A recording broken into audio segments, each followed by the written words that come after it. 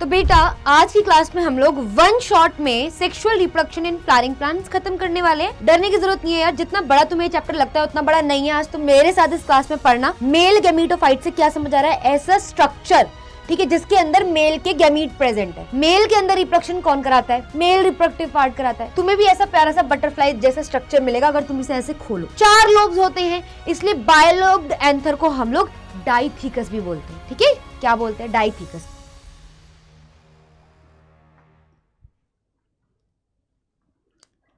तो क्या हाल चाल बच्चों, सब बढ़िया? तो बेटा आज की क्लास में हम लोग वन शॉट में sexual reproduction in flowering plants खत्म करने वाले हैं।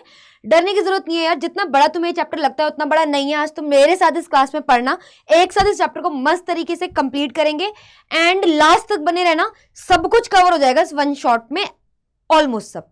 ठीक है, तो ये आपकी रिप्रोडक्शन वाली यूनिट का पहला चैप्टर है। फिर है बहुत इंटरेस्टिंग, तुम लोगों का favourite, that is human reproduction, फिर रिप्रोडक्टिव हेल्थ।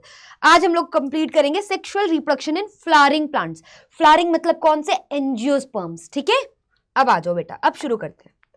देखो भाई, हमें इस चैप्टर में क्या क्या पढ़ना है। हमें पता है मेल गैमीटोफाइट क्या होता है बेटा, ऐसा स्ट्रक्चर होता है। मेल गैमीटोफाइट से क्या समझ आ रहा है? ऐसा स्ट्रक्चर, ठीक है, जिसके अंदर मेल के गैमीट प्रेजेंट है। भाई flower is the reproductive unit, ये तुम्हें भी पता है, मुझे भी पता है। फूल जो होता है वो रिप्रोडक्टिव यूनिट होता है किसका?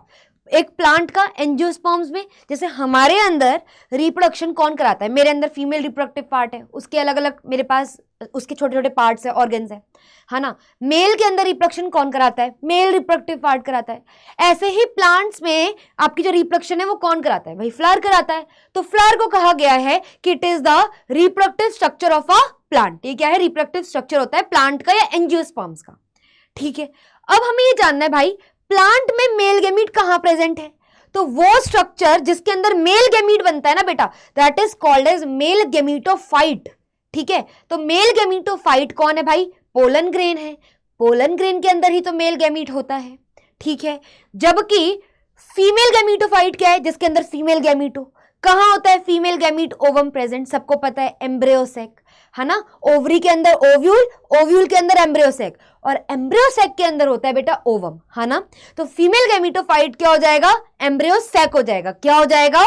एम्ब्रियोसेक। क्लियर है इतना?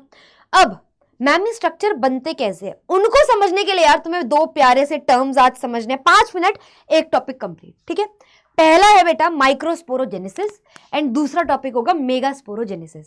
पहले तुम्हें बेसिक टर्म समझ आ गए हैं, मेरे को पता है। मेल गैमीटोफाइट वो स्ट्रक्चर होता है बेटू जिसके अंदर मेल गैमीट बनते हैं, मतलब पोलन ग्रेन। पोलन ग्रेन के अंदर मेल गैमीट होते हैं, जबकि फीमेल गैमीट जिसके अंदर मिले that is called as female gametophyte. कौन होगा भाई? एम्ब्रियोसेक होगा भाई। ठीक है, अब माइक्रोस्पोरोजेनेसिस क्या आ रहा है इससे समझ। इनको पढ़ने के लिए कि मेल गैमीटोफाइट कैसे बना, फीमेल गैमीटोफाइट कैसे बना, तुम लोगों को प्रोसेस समझना है। माइक्रोस्पोरोजेनेसिस क्या है, और ये एज इट इज नोट्स भी मिल जाएंगे, उसकी टेंशन मत करना। कहाँ कैसे मिलेंगे, लास्ट में या बीच में वीडियो में कहीं पे भी बता दूंगी। ठीक है, कहीं पे तुम लोगों को इन्फॉर्म कर दूंगी। ठीक है, तो अभी यहाँ पे फुल फोकस समझने पे होना चाहिए। ठीक है, देखो माइक्रोस्पोरोजेनेसिस, माइक्रोस्पोरो मतलब क्या है? माइक्रोस्पोर। जेनेसिस मतलब क्या है? फॉर्मेशन। तो क्या समझ आया? Process of formation of microspore is called microsporogenesis. अभी इस लाइन से, इस शब्द से तुम्हें यह समझ आया, माइक्रोस्पोर बनने के प्रोसेस को, ठीक है, क्या बोल देते हैं? माइक्रोस्पोरोजेनेसिस बोल देते हैं। बट क्वेश्चन ये उठता है, ये होता किधर है? माइक्रोस्पोरोजेनेसिस इनिशिएट कहां होता है बेटा, ये क्वेश्चन है। अब समझो, ये मेल रिप्रोडक्टिव पार्ट है, तुम्हें पता है, एंथर और फिलामेंट, है ना। और फिलामेंट पे भी तुम लोगों को क्या पता है बेटा, ये जो दूर होता है फ्लावर से, जो दूर वाला पार्ट होता है that is called distal filament. जो पास वाला पार्ट होता है फिलामेंट का फ्लावर से, उसे हम लोग क्या बोल देते हैं? Proximal filament. पी से पास, डी से डिस्टल, डी से दूर। वो पार्ट फिलामेंट का जो फ्लावर से दूर है उसे क्या बोलेंगे? Distal filament. वो पार्ट जो फूल के पास है उसे क्या बोलेंगे? Proximal filament. ठीक है, अब ये एंथर है। एंथर के अंदर अगर तुम ऐसे, ये एक एंथर है, बाइलोब्ड एंथर, इसके पास 2 लोब्स है, देखो, तो इसे क्या कहेंगे? बाइलोब्ड एंथर कहेंगे। ठीक है, अब ये जो बाइलोब्ड एंथर है, अगर तुम इसे ऐसे खोलोगे ना, ऐसे करके खोलोगे, तो तुम्हें ऐसे प्यारा सा, मेरे को ये बटरफ्लाई जैसा स्ट्रक्चर दिखता है, तुम्हें भी ऐसा प्यारा सा बटरफ्लाई जैसा स्ट्रक्चर मिलेगा अगर तुम इसे ऐसे खोलो। खोल के देखा, 2 लोब्स हैं, हर एक लोब के अंदर एक कंपार्टमेंट है, जैसे बोलते हैं थीका, ये 1 थीका, ये दूसरा थीका, ये तीसरा थीका, ये चौथा थीका। तो एक बायलोब्ड एंथर के अंदर 4 लोब्स होते हैं, इसलिए बायलोब्ड एंथर को हम लोग डाइथीकस भी बोलते हैं। ठीक है, क्या बोलते हैं? डाइथीकस। क्यों? बिकॉज हर लोब के अंदर क्या है बेटा? 2 थीका है। क्या है? 2 थीका है। तो भाई ये रहे वो 2 थीका, ठीक है, एंड इसके अंदर भी 2 थीका। तो एक बायलोब्ड एंथर में 4 थीका होते हैं। अब उस 4 थीका में एक मस्त बंडल प्रेजेंट होता है जिसके अंदर एक स्पेशल टाइप का टिश्यू होता है। तो हर एक थीका में बेटा, हाँ देखो, हर एक थीका में एक स्पेशल बंडल होता है। ठीक है, हर एक थीका के अंदर एक स्पेशल बंडल होता है यहाँ पे सेंटर में, जिसका नाम होता है बेटा माइक्रोस्पोरेंजियम। क्या होता है? माइक्रोस्पोरेंजियम। तो इस माइक्रोस्पोरेंजियम के अंदर एम से माइक्रोस्पोरोजेनेसिस, तो माइक्रोस्पोरेंजियम के अंदर होता है माइक्रोस्पोरोजेनेसिस। तो अभी तुम लोगों को यह जानना है माइक्रोस्पोरोजेनेसिस का प्रोसेस कहां होता है। मैम आप एंथर खोलोगे ना, तो आप ऐसे खोलोगे, वो बटरफ्लाई जैसा आपको दिखेगा। ठीक है, 2 लोब्स के अंदर मैम पता है क्या होता है? हर एक कंपार्टमेंट को थीका बोलते हैं। हर एक कंपार्टमेंट में मैम जो थीका है ना, उसके अंदर एक बंडल है एक टिश्यूज का, उसे क्या बोला है मैम? माइक्रोस्पोरेंजियम कहा है। तो बस मैम माइक्रोस्पोरेंजियम के अंदर माइक्रोस्पोरोजेनेसिस का प्रोसेस होता है। मैं कहूंगी कैसे, तो तुम बताओगे कि मैम ये जो माइक्रोस्पोरोजेनेसिस है, इसके अंदर एक मस्त सा टिश्यू प्रेजेंट होता है। उस टिश्यू का नाम होता है बेटा स्पोरोजिनस टिश्यू। क्या होता है? Sporogenous tissue.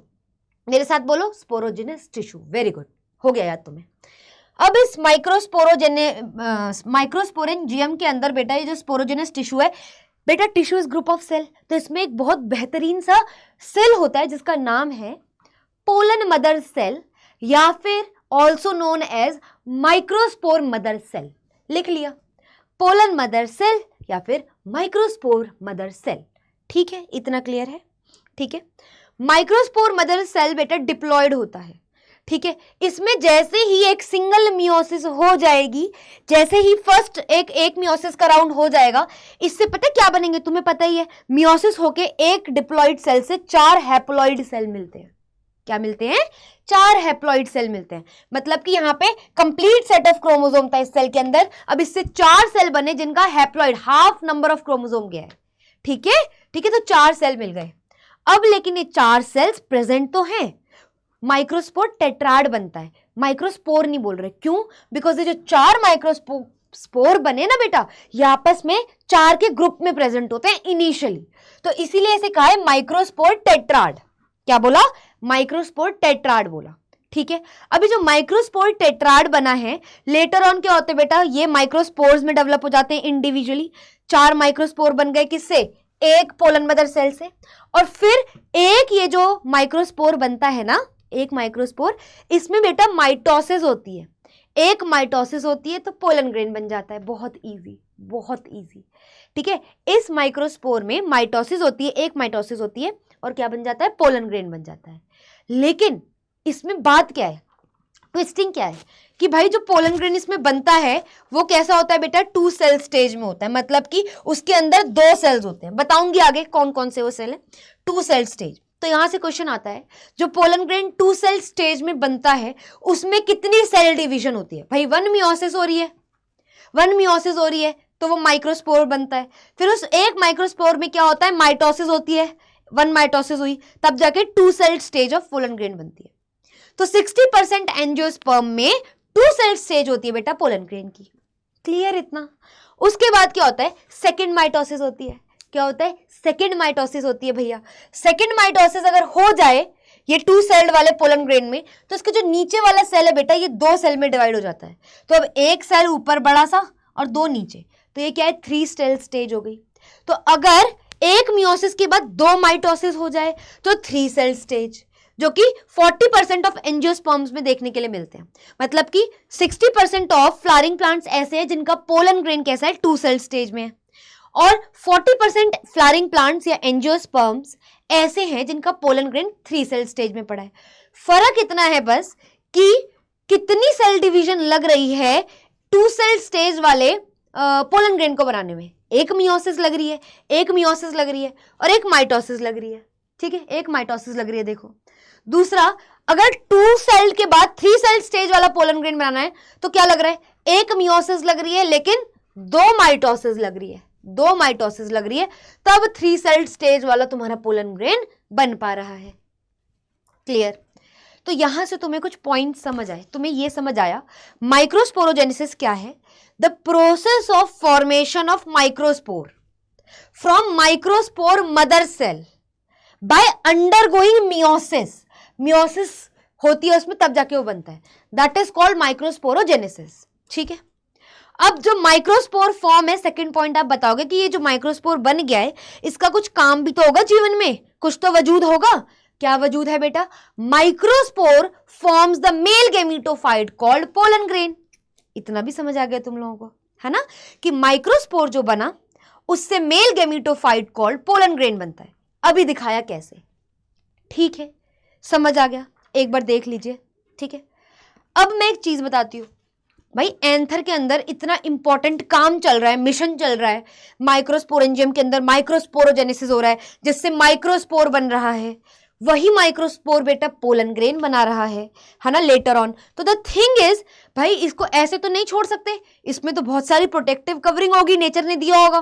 तो कौन कौन सी प्रोटेक्टिव कवरिंग होती है? अगर तुम एंथर को ऐसे खोलो, बाहर से अगर अंदर देखो, बाहर से अगर अंदर देखो, कौन कौन सी लेयर्स प्रेजेंट होती है तुम्हें पता होना चाहिए। कौन सी होती है? सबसे बाहर वाली क्या है बेटा? हमारी भी एपिडर्मिस, इनकी भी एपिडर्मिस, ऐसे याद कर सकते हो, है ना। तो सबसे बाहर की इनकी भी एपिडर्मिस होती है, फिर ई से एपिडर्मिस है, ई से ही एक और सेकेंड लेयर होती है, उसका नाम होता है बेटा एंडोथीशियम। क्या होता है? एंडोथीशियम। फिर अब भाई 2 लेयर्स हो गई, जो बीच में होगी उसे क्या बोलोगे? मिडल लेयर बोलोगे। तो तीसरी हो गई बेटा मिडल लेयर, और चौथी और सबसे अंदर वाली लेयर क्या होती है? उसको हम बोलते हैं बेटा टेपेटम। क्या बोलते हैं? टेपेटम। तो एंथर की लेयर का सीक्वेंस अगर आता है अंदर से बाहर से अंदर, आउटर से इनसाइड, तो क्या है? Epidermis, endothecium, middle layer, tapetum. क्या है? फिर से बोलो, epidermis, endothecium, epidermis, endothecium, middle layer, tapetum, खत्म। और ये टेपेटम वाली लेयर किसको सराउंड कर रही होती है बेटा? प्रोटेक्ट कर रही होती है किसको? माइक्रोस्पोरेंजियम को, याद रखना। ठीक है, अब तुम कहोगे मैम टेपेटम का क्या कुछ काम भी होता है? हाँ बेटा होता है। टेपेटम बहुत ज्यादा, आप कह सकते हो एक माता की तरह होता है, मम्मा की तरह होता है, जो तुम पढ़ रहे हो, अरे मेरा बेटा राजा बेटा पढ़ रहा है, खाना खिला दो, है ना। ऐसे ही टेपेटम की जो लेयर, जो सेल्स की जो लेयर बेटा, ये माइक्रोस्पोरेंजियम को यहाँ पे ऐसे कवर कर रही है, ठीक है, उसके अंदर माइक्रोस्पोरोजेनेसिस चल रहा है, तो उसके लिए तो इस प्रोसेस को कराने के लिए सेल्स को नरिशमेंट चाहिए। तो नरिशमेंट कौन प्रोवाइड करता है? टेपेटम लेयर के जो सेल्स है, टेपेटल सेल्स, वो नरिशमेंट प्रोवाइड करते हैं स्पोरोजेनस टिश्यू को या फिर डेवलपिंग पोलन ग्रेन्स को। खत्म बात। अब एक बहुत इंपॉर्टेंट बात बेटा, निखद इंपॉर्टेंट बात, ये जो टेपेटम के सेल है, अगर मैं इसे ऐसे बड़ा करके दिखाऊं, ये देखो, ये बहुत खुश है बिकॉज इसके अंदर होते हैं बहुत सारे न्यूक्लियस। ये देखो कितना खुश है, क्यों? क्योंकि भाई इसके अंदर क्या होते हैं? न्यूक्लियस ज्यादा अमाउंट में होते हैं। इसीलिए कहा गया है कि जो टेपेटल सेल्स हैं वो पॉलीन्यूक्लिएटेड या पॉलीप्लॉइडी शो करते हैं, मतलब कि मल्टीपल न्यूक्लियस प्रेजेंट। और साइटोप्लाज्म कैसा होता है बेटा? थिक होता है। कैसे है बेटा? मैनी न्यूक्लियाई होते हैं इसके अंदर, मैनी न्यूक्लियाई होते हैं, ठीक है। प्लस साइटोप्लाज्म कैसा है बेटा इसका? थिक, डेंस साइटोप्लाज्म है। क्या है? डेंस साइटोप्लाज्म है। ठीक है, क्लियर हो गया? इतना देख लो चाहे तो, एक बार हो गया होगा। ठीक है, एक बार जल्दी से क्विक रिवीजन कर लेते हैं। एंथर को खोल दिया, एक एंथर को खोला तो 1 2 3 4 4 थीका थे, चारों थीका के अंदर एक एक माइक्रोस्पोरेंजियम था। माइक्रोस्पोरेंजियम के अंदर होता है स्पोरोजिनस टिश्यू। स्पोरोजिनस टिश्यू में क्या होता है? पहली उसमें एक सेल होता है, पोलन मदर सेल या माइक्रोस्पोर मदर सेल, उसमें वो डिप्लॉइड था, 2n था। उसमें क्या हुआ? मियोसिस हुई, और मियोसिस होते ही उससे क्या बना? Microspore tetrad. मतलब कि एक माइक्रोस्पोर मदर सेल से 4 माइक्रोस्पोर्स बनते हैं, इनिशियली फ्यूज होते हैं, वो बाद में सेपरेट हो जाते हैं। अब ये जो हर एक माइक्रोस्पोर है ना, अगर इसमें एक माइटोसिस होती है, पहली माइटोसिस डिवीजन होती है, तो क्या होगा? 2 सेल स्टेज का पोलन ग्रेन बन जाएगा। लेकिन अगर उसमें फर्दर एक और माइटोसिस होगी तो 3 सेल स्टेज का पोलन ग्रेन बन जाएगा। ठीक है, तो माइक्रोस्पोरोजेनेसिस क्या है? वो प्रोसेस जिससे कि पोलन मदर सेल से या माइक्रोस्पोर मदर सेल से क्या बन जाए, माइक्रोस्पोर बन जाए बाय अंडरगोइंग मियोसिस, इसे कहेंगे माइक्रोस्पोरोजेनेसिस। और बेटा जो ये माइक्रोस्पोर बन रहा है, it results in the formation of male gametophyte. कौन होता है मेल गैमीटोफाइट? जिसके अंदर मेल गैमीट होता है। कौन है? Pollen grain. ये सब तुम ऑलरेडी पढ़ चुके हो। फिर एक चीज तुमने पढ़ी कि लेयर क्या है, बाहर से अंदर देखोगे एंथर की लेयर तो क्या है, epidermis, endothecium, middle layer, tapetum. अंदर से बाहर को पूछ लिया, इनसाइड टू आउटसाइड पूछ लिया तो क्या होगा, tapetum, middle layer, endothecium and बाहर वाली एपिडर्मिस। ये चीज याद रखना क्वेश्चन में क्या पूछा है। फिर टेपिटम सेल्स के बारे में एक इंपॉर्टेंट बात, जो ये सेल्स है ये नरिशमेंट प्रोवाइड करते हैं डेवलपिंग पोलन ग्रेन्स को। उसके अलावा क्या करते हैं बेटा, ये इनके जो सेल्स है टेपिटल सेल्स, ये क्या है, मल्टी न्यूक्लिएटेड है, प्लस इसमें थिक साइटोप्लाज्म होता है बहुत ज्यादा। ठीक है, देख लो, हो गया बेटा, हो गया होगा। चलो अब ये चीज मैं कंक्लूजन में भी लिख चुकी हूं ताकि तुम लोगों को अलग से चमके ये चीज। ये समरी है, देखो ये चीज समरी है, पढ़ा दिया है ऑलरेडी। ठीक है, पोलन ग्रेन 2 सेल स्टेज में कितनी माइटोटिक मतलब कितनी सेल डिवीजन लग रही है, 1 मियोसिस 1 माइटोसिस। 3 सेल स्टेज में 1 मियोसिस लेकिन 2 माइटोसिस। खत्म बेटा। ठीक है, चलो अब पढ़ना है कि मैम माइक्रोस्पोरोजेनेसिस तो पढ़ा दिया आपने, थैंक यू, बट भले तुम लोग मुझे थैंक यू नहीं बोल रहे होगे, देखो मैं अपने आप को खुद ही रिवॉर्ड दे रही हूँ। ठीक है, अब है मेगास्पोरोजेनेसिस। मेगास्पोरोजेनेसिस में क्या है भाई, तुम्हें अब टर्म्स को तोड़ के समझना आ गया है। तो मेगास्पोरोजेनेसिस क्या है, देखो जेनेसिस मतलब फॉर्मेशन, मेगास्पोरो मतलब megaspore. The process of formation of megaspore is called as megasporogenesis. ये तुम्हें अभी तक समझ आया। और बेटा मेगास्पोर ही फीमेल गैमीटोफाइट बनाता है, that is called embryo sac, that is called embryo sac. एक बार और चलो। The process of formation of genesis मतलब फॉर्मेशन किसका, मेगास्पोर का। मेगास्पोर बनने के प्रोसेस को मैम मेगास्पोरोजेनेसिस बोलते हैं। और मैम वो जो मेगास्पोर बना है ना, पता है मैम वो मेल नहीं मैम, फीमेल गैमीटोफाइट बनाता है। ऐसा स्ट्रक्चर जिसके अंदर फ्लावर का फीमेल गैमीट होता है, उसको पता है क्या बोलते हैं मैम, ओवम बोलते हैं। तो बेटा जो आपका मेगास्पोर है वो क्या बनवा रहा है, फीमेल गैमीटोफाइट। मैम क्या है उसका नाम, एम्ब्रियोसेक है मैम। अब इस प्रोसेस को हम डिटेल में देखेंगे, कुछ भी नहीं है, बहुत इजी है भाई, बहुत इजी। सुनो मेरी बात सुनो, देखो अब अगर तुम्हें याद हो बेटा, मेरी बात सुनो, याद करो, यहां पे देखो, एक बार इधर देख लो आप लोग, ये देखो, ये तुम लोगों को सभी को पता था। ये क्या होता है, स्टिग्मा। ये क्या होता है बेटा, स्टाइल होता है। ये क्या होता है, मोटू सी ओवरी। और इसके अंदर होता है ओव्यूल, अगर याद हो, ओवरी ओव्यूल। ठीक है, और ये होता है बेटा वो स्टॉक, जिस स्टॉक की हेल्प से ओव्यूल ओवरी से कनेक्ट करता है, जिसका नाम क्या होता है, फ्यूनिकल होता है। ये बातें तुम्हें पता है। क्योंकि मेरे को मेगास्पोरोजेनेसिस पढ़ाना है तो मैं आप लोगों को एक चीज यहां पे समझाना चाहती हूँ। क्या समझाना चाहती हूँ, देखो भाई, ये तो है आपका एक नॉर्मल ओव्यूल। ठीक है, इसके अंदर एम्ब्रियोसेक होता है, ओव्यूल के अंदर एम्ब्रियोसेक होता है। अब मेरी बात सुनो, अगर ये ओव्यूल, और मान लो ये सेंट्रल एक्सिस, क्या है ये, सेंट्रल एक्सिस। ये सेंट्रल एक्सिस है, मतलब कि सेंटर से अगर कंसिडर कर लो कोई एक्सिस जा रही है। अगर बेटा ये जो ओव्यूल है ये 180 डिग्री रोटेट कर जाए, मतलब कि कोई चीज ऐसे है, इसका मेरे हाथ का 180 क्या होगा, मेरे हाथ का 180 कैसे होगा, ये भी ऐसे है ना, अगर मैं ऐसे कर लूँ तो ये 180 हो जाएगा ऐसे में, है ना, समझ रहे हो। जैसे ये मान लो ये एक एक्सिस है, ठीक है, वो चीज ऐसे आ जाए, ऐसे मूव कर जाए इतने को, दैट इज कॉल्ड 180 डिग्री, है ना। तो क्या होगा, अगर ये ओव्यूल ऐसे पड़ा था और ये 180 डिग्री घूम जाए, ऐसे यहाँ आ जाए, तो ये चीजें उलट पुलट हो जाएंगी। ऐसा ओव्यूल जो रोटेट कर जाता है बाय 180 डिग्री, ठीक है, जो रोटेट करता है बेटा बाय 180 डिग्री, ठीक है, 180 डिग्री, उसे हम लोग क्या बोलते हैं, उस ओव्यूल को हम एक स्पेशल नाम देते हैं जिसको हम बोलते हैं बेटा एनाट्रोफस ओव्यूल। क्या बोलते हैं, एनाट्रोफस ओव्यूल। तो अब इसी ओव्यूल का मैं स्ट्रक्चर आप लोगों को पहले एक बार दिखाना चाहती हूँ ताकि तुम लोग बेटर तरीके से एक्सप्लेन कर सको, मतलब समझ सको। ठीक है, देखो ये देखो, पहले ये एनाट्रोपस ओव्यूल जानना तुम्हारा जरूरी है स्ट्रक्चर, क्योंकि अगर ये समझ नहीं आएगा, एनाट्रोपस ओव्यूल का स्ट्रक्चर समझ नहीं आएगा तो तुम्हें नहीं पता चलेगा भाई मेगास्पोरोजेनेसिस कहाँ हो रहा है। सिर्फ ओव्यूल को देखो, ये रहा ओव्यूल, इसके बाहर ओवरी, ये ओव्यूल, और इसके अंदर एम्ब्रियोसेक होता है। ओव्यूल का स्ट्रक्चर कैसे देखोगे, देखो ये है आउटर इंटेगुमेंट, आउटर लेयर, ये है इनर इंटेगुमेंट, इनर लेयर। उसके बाद यहाँ पे एक रीजन आता है, न्यूट्रिटिव रीजन, जिसे हम कहते हैं न्यूसिलस। न्यूसिलस पूरा का पूरा सराउंड कर रहा होता है एम्ब्रियोसेक को।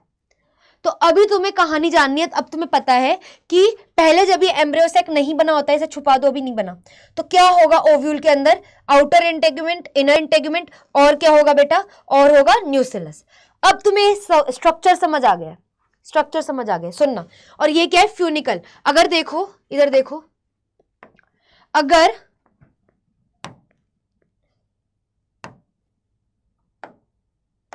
देखो, इधर देखो, अगर मान लो ये चीज बेटा ऐसे घूम जाएगी, तो ये चीज जो इसकी फ्यूनिकल थी, जो यहां पे कनेक्ट थी, और ये ऐसे घूमेगा, तो अल्टीमेटली ये जो फ्यूनिकल है बेटा, ये फ्यूनिकल भी तो ऐसे करके मूव करेगा और यहां शिफ्ट हो जाएगा, है ना, क्योंकि ये स्ट्रक्चर ऐसे घूम गया है। ये स्ट्रक्चर ऐसे था, यहाँ पे फ्यूनिकल कनेक्ट था, ये ऐसे घूम गया तो फ्यूनिकल भी ऊपर को खींच गया, ठीक है। इसीलिए इस डायग्राम में आपको फ्यूनिकल यहाँ पे ऐसे दिखता है एनाट्रोपस ओव्यूल में। देखो इस तरीके से, ये फ्यूनिकल वो स्टॉक है जो ओवरी को ओव्यूल से कनेक्ट करती है। और हाइलम क्या है, हाइलम वो पॉइंट ऑफ अटैचमेंट है जहां पे फ्यूनिकल कनेक्ट हो रहा होता है ओव्यूल से, जहां पे फ्यूनिकल कनेक्ट हो रहा है ओव्यूल से, दैट इज कॉल्ड हाइलम। ठीक है, इतना क्लियर है मेरे बच्चों को? क्लियर है। अब मेरी बात समझो। अब देखो, अब तुम्हें पता है ओव्यूल की लेयर में क्या है बेटा, ओव्यूल की जो लेयर है, एक होती है आउटर लेयर, आउटर इंटेगुमेंट, फिर इनर लेयर, इनर इंटेगुमेंट। उसके अंदर इनिशियली जब एम्ब्रियोसेक नहीं बना होता है ना, पूरा रीजन न्यूट्रिटिव टिश्यू से भरा है, जिसका नाम है एन से न्यूसिलस, एन से न्यूट्रिटिव टिश्यू, है ना। तो अब तुम लोग बहुत प्यार से बेटा ये समझ सकते हो प्रोसेस क्या होता है। एक उस न्यूसिलस में क्या होता है, इनसाइड ओव्यूल, ओव्यूल के अंदर न्यूसिलस में एक स्पेशल सेल पड़ा होता है जिसका नाम होता है मेगास्पोर मदर सेल। तो वो मेगास्पोर मदर सेल, सेम कहानी, एक मियोसिस हो जाएगा उसमें, 1 मियोसिस होगी। तुम्हें पता है मियोसिस 1 और मियोसिस 2 मिलके वह एक मियोसिस बनाता है ना, 11th में पढ़ा था। तो ये जो मेगास्पोर मदर सेल है, इसमें एक मियोसिस हो गया, इससे 4 मेगास्पोर बन गए भाई। बट होता क्या है, 3 मेगास्पोर खुद ही डीजनरेट हो जाते हैं, अपने आप मर जाते हैं। तो ये तो हो गया इतना प्रोसेस, मेगास्पोरोजेनेसिस, मेगास्पोर बन गया। अब क्या होता है, ये मेगास्पोर क्या फॉर्म करता है, embryo sac, that is female gametophyte. कैसे? कुछ भी नहीं, 3 माइटोटिक डिवीजन धड़ाधड़ धड़ाधड़ धड़ाधड़ होती है। तो 3 माइटोटिक डिवीजन हुई, तो इसमें अल्टीमेटली क्या है बेटा, 8 न्यूक्लियस बन जाते हैं। अब ये बस 8 न्यूक्लियस जो है ना, ये जो 8 न्यूक्लियस है, यहां देखो, मान लो ये ऐसे दिख रहा है, ये diploid structure megaspore mother cell ऐसा दिख रहा है।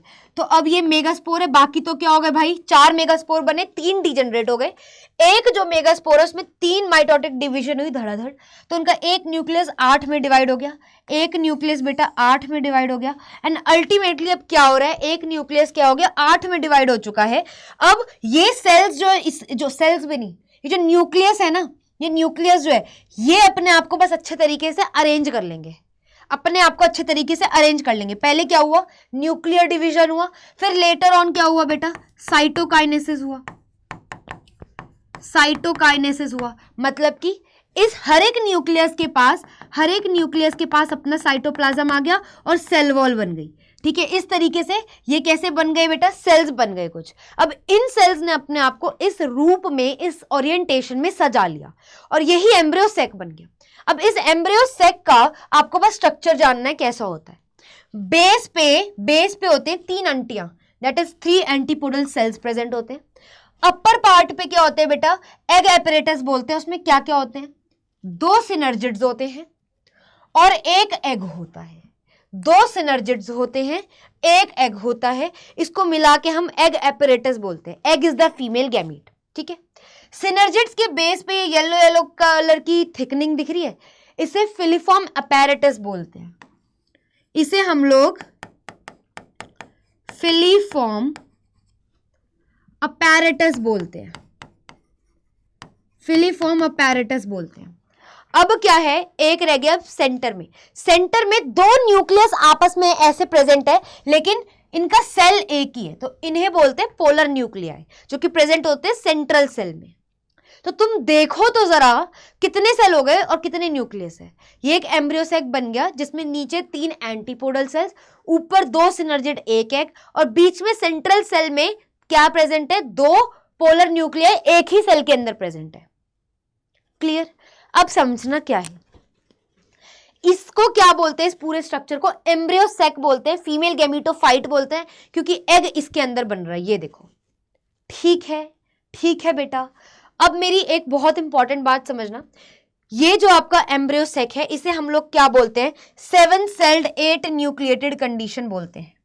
7 सेल्ड 8 न्यूक्लिएटेड कंडीशन बोलते हैं। क्यों? देखो कितने सेल हैं और कितने न्यूक्लियस है। देखो 7 सेल्ड, 1 2 3 4 5 6 और ये ओवरऑल 7, तो क्या है, 7 सेल्ड है, 7 सेल है एम्ब्रियो सैक में। न्यूक्लियस कितने हैं, 1 2 3 4 5 6 7 8। तो भाई कितने सेल और कितनी न्यूक्लिएटेड कंडीशन है बेटा, ये 7 सेल्ड 8 न्यूक्लिएटेड कंडीशन में ये एग्जिस्ट करता है। किसमें? 7 सेल्ड 8 न्यूक्लिएटेड होता है आपका एम्ब्रियो सैक। ऑप्शंस आ जाते हैं कभी कभी, है ना, ऑप्शंस आ जाते हैं। अब ओवरऑल रिवाइज कर लेते हैं एक बार, ओवरऑल रिवाइज, ये सब तुम्हारे लिए लिखा हुआ है। वो प्रोसेस जिससे कि मेगास्पोर मदर सेल में अगर मियोसिस हो जाए तो मेगास्पोर बन जाए, दैट इज कॉल्ड मेगास्पोरोजेनेसिस, या बोल सकते हो the process of formation of megaspore. Megaspore बनने के प्रोसेस को क्या बोलते हैं, मेगास्पोरोजेनेसिस कहते हैं, या फिर ऐसे भी बोल सकते हो the process of formation of megaspore. किससे बनता है? From megaspore mother cell. कैसे? By undergoing meiosis, that is called as megasporogenesis. अब वो जो 4 मेगास्पोर बने एक मियोसिस होने से, 3 डीजनरेट हो जाते हैं, एक रह जाता है। उसमें तीनों में उस एक मेगास्पोर में धड़ाधड़ 3 माइटोटिक डिवीजन होती है एंड अल्टीमेटली 8 न्यूक्लियस बन जाते हैं। वो अपने आप को इस तरीके से अरेंज करते हैं कि वो फीमेल गैमेटोफाइट बनाते हैं जिसका नाम होता है एम्ब्रियो सैक। ये कैसा है? मोनोस्पोरिक है। अब पूछ लिया जाता है एंजियोस्पर्म्स का जो एम्ब्रियो सैक है वो कैसा है? ये मोनोस्पोरिक है। मतलब मोनोस्पोरिक एम्ब्रियो सैक का मतलब क्या है मैम? बेटा अगर कोई एम्ब्रियो सैक केवल एक मेगास्पोर से बना है ना, तो उसको कहते हैं मोनोस्पोरिक। क्या? Monosporic embryo sac. कि भाई मोनोस्पोरिक मतलब एक ही स्पोर से बना है। देखो एक ही स्पोर से बना है, that's why it is called as monosporic क्या? Embryo sac. ठीक है, कैसी कंडीशन है? 7 सेल्ड 8 न्यूक्लिएटेड कंडीशन। खत्म, पढ़ लिया कि मेगास्पोर बनने के प्रोसेस को मेगास्पोरोजेनेसिस कहते हैं। वही megaspore female gametophyte called embryo sac बनाता है। तो अल्टीमेटली तुम लोग यहाँ पे कंक्लूड कर सकते हो, कि एम्ब्रियो सैक बनाने के लिए, एम्ब्रियो सैक फॉर्मेशन के लिए कितनी सेल डिवीजन लगती है भाई? कितनी सेल डिवीजन लगती है? देखो एक तो मियोसिस लगती है, तो उससे क्या होता है, मेगास्पोर मदर सेल से मेगास्पोर बनता है। दूसरा बेटा उसी में एक मेगास्पोर में धड़ाधड़ 3 माइटोटिक डिवीजन होती है, तो उससे क्या बनते हैं, आपके एम्ब्रियो सैक बन जाता है। और एम्ब्रियो सैक क्या है बेटा? एंजियोस्पर्म में मोनोस्पोरिक होता है। Monosporic angiosperm, monosporic embryo sac.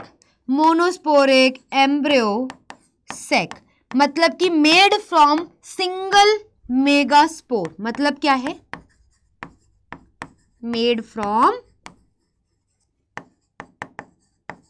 Single megaspore. ठीक है बेटा, चाहे तो स्क्रीनशॉट ले लो प्लीज आप लोग इसका, अच्छे से आराम से देख लो बेटा, देख लिया। अब हम लोग पढ़ेंगे दोनों के स्ट्रक्चर्स के बारे में। ठीक है, पर आप लोगों ने ये देख लिया है अच्छे से, इसको देख के डरो मत, बहुत इजी है, तुम लोगों को भी रट जाएगी ये पूरी स्लाइड। सुनो मेरी बात। देखो भाई अभी तक तुम लोगों ने क्या पढ़ा था? तुम लोगों ने पढ़ लिया कि बनता कैसे है मेल गैमेटोफाइट पोलन ग्रेन और female gametophyte embryo sac. But male gametophyte के बारे में जानना तो जरूरी है पोलन ग्रेन के बारे में। तो पोलन ग्रेन की लेयर से शुरू करते हैं। सबसे बाहर की लेयर को एक्साइन बोला जाता है, आउटर लेयर। इसके बारे में कुछ खास बात है, ये किसका बना हुआ है? तुम्हारा खाना किसी ना किसी चीज का बना होता है, तो भाई एक्साइन लेयर भी तो किसी चीज की बनी होगी। तो भाई ये बनती है एक स्पेशल ऑर्गेनिक सब्सटेंस जिसका नाम होता है स्पोरोपोलिन। ठीक है, अब तुमने देखा होगा कुछ पोलन ग्रेन सालों साल तक चल जाते हैं, खराब नहीं होते और अनफेवरेबल कंडीशन में प्रोटेक्टेड रहते हैं। क्यों प्रिजर्व रहते हैं पोलन ग्रेन्स? क्यों? बिकॉज एक्साइन स्पोरोपोलेनिन की बनी है, जो कि एक ऐसा ऑर्गेनिक मॉलिक्यूल है जैसे कोई डिस्ट्रॉय नहीं कर सकता, ना कोई एसिड, ना हाई टेम्परेचर, ना एल्कलाई, ठीक है, ना कोई इंजाइम। तो इसी की वजह से पोलन ग्रेन जो होते हैं बेटा, अगर वो सर्वाइव कर रहे हैं, प्रिजर्व है for long period of time, वो किसकी वजह से है? एक्साइन लेयर की वजह से, बिकॉज ऑफ स्पोरोपोलेनिन। ठीक है, अब ये बात यही मैंने यहां पे लिख रखी है। अब देखो, अब एक्साइन जो बाहर की लेयर है ना, इसमें कहीं कहीं पे गड्ढे होते हैं, कहीं कहीं पे स्पेशल टाइप के गड्ढे होते हैं। नहीं बनाया मैंने यहाँ, देखो यहाँ बना देते हैं। ये लो, इस तरीके से आउटर लेयर में, इस तरीके से आउटर लेयर में क्या होते हैं? गड्ढे होते हैं, जिनका नाम होता है जर्म पोर। जो जर्म पोर है बेटा, आउटर एक्साइन में कुछ गड्ढे होते हैं, उन्हें कहते हैं जर्म पोर। जर्म पोर बनते हैं because of lack of sporopollenin. जहां जहां पे भी एक्साइन लेयर में, जहां जहां भी एक्साइन लेयर में आपका स्पोरोपोलेनिन लैक होगा, वहां एक गड्ढा डेवलप हो जाता है जिसे कहते हैं जर्म पोर। तो इसीलिए कहा गया है कि जो एक्साइन लेयर है वो स्मूथ नहीं है, वो इरेगुलर है, बिकॉज उसमें बीच बीच में जर्म पोर है। खत्म। क्या क्या रिवाइज किया? Exine outer layer made up of sporopollenin, यही वो लेयर है जो कि रेजिस्टेंट रहती है high temperature, alkali, enzyme, acid सबसे। क्यों? Because of the presence of sporopollenin. ये लेयर यार स्मूथ नहीं है यार, यूनिफॉर्म नहीं है यार। क्यों? बिकॉज इसमें कुछ गड्ढे, जर्मपोर देखने को मिला है। और जर्मपोर क्या है? वो इलाका जहां पे एक्साइन लेयर में लैक ऑफ स्पोरोपोलेनिन है। जर्मपोर का फंक्शन क्या है? ये अलाउ करता है पोलन ट्यूब जो निकलती है, कहां से निकलेगी? तो वो जर्मपोर से निकलती है। तो जर्मपोर हेल्प करता है कि पोलन ट्यूब बाहर निकले उससे। ठीक है, this is the function of किसका? This is the function of germ pore का। एक्साइन के बारे में खत्म हो गया। ठीक है, आउटर। अब भाई अंदर की लेयर की बात करोगे, अंदर की बातचीत करोगे तो उसका नाम आई से ही होगा। तो अंदर की लेयर का नाम, इनर लेयर का नाम होता है बेटा इंटाइन। इंटाइन के बारे में खासियत ये है, ये बनती है सेल्यूलोज एंड पेक्टिन की, और ये होती है स्मूथ लेयर, इसमें कोई भी जर्मपोर होते ही नहीं है। तो अच्छा खासा डिफरेंस बन गया दोनों लेयर्स के बीच में। ये कैसी है? इनर लेयर है, किसकी बनी है? सेल्यूलोज एंड पेक्टिन की बनी है मैम। क्या ये स्मूथ है? बिल्कुल मैम, बिल्कुल स्मूथ एंड यूनिफॉर्म है ये लेयर, कोई गड्ढा, कोई नो जर्मपोर प्रेजेंट। ठीक है, ये आपने अच्छा खासा डिफरेंस पढ़ लिया एक्साइन इंटाइन के बीच में, बहुत तगड़ा हो गया। अब सुनो, लास्ट है और मेल गैमेटोफाइट खत्म तुम्हारा। क्या है इसमें? इसमें तुमने पढ़ा अंदर दो टाइप के सेल है, ये 2 सेल स्टेज है एंजियोस्पर्म का। ठीक है, इसको मैं अच्छे से कलर कर देती हूँ ताकि तुम लोग यहाँ बढ़िया तरीके से दिखे। ये इसके न्यूक्लियस को ना मैं यहाँ कलर कर रही हूँ, ठीक है, ताकि तुम्हें अच्छे से दिखे। ये इरेगुलर शेप न्यूक्लियस होता है इसका, ये देखो। ठीक है, इसमें बेटा ये 2 सेल स्टेज है। देखो, एक सेल तो ये है जिसका न्यूक्लियस में कलर कर रही हूं, ठीक है, और दूसरा जो है वो ये है, ये है स्पिंडल शेप्ड। ठीक है, कैसा होता है? स्पिंडल शेप्ड होता है ऐसे।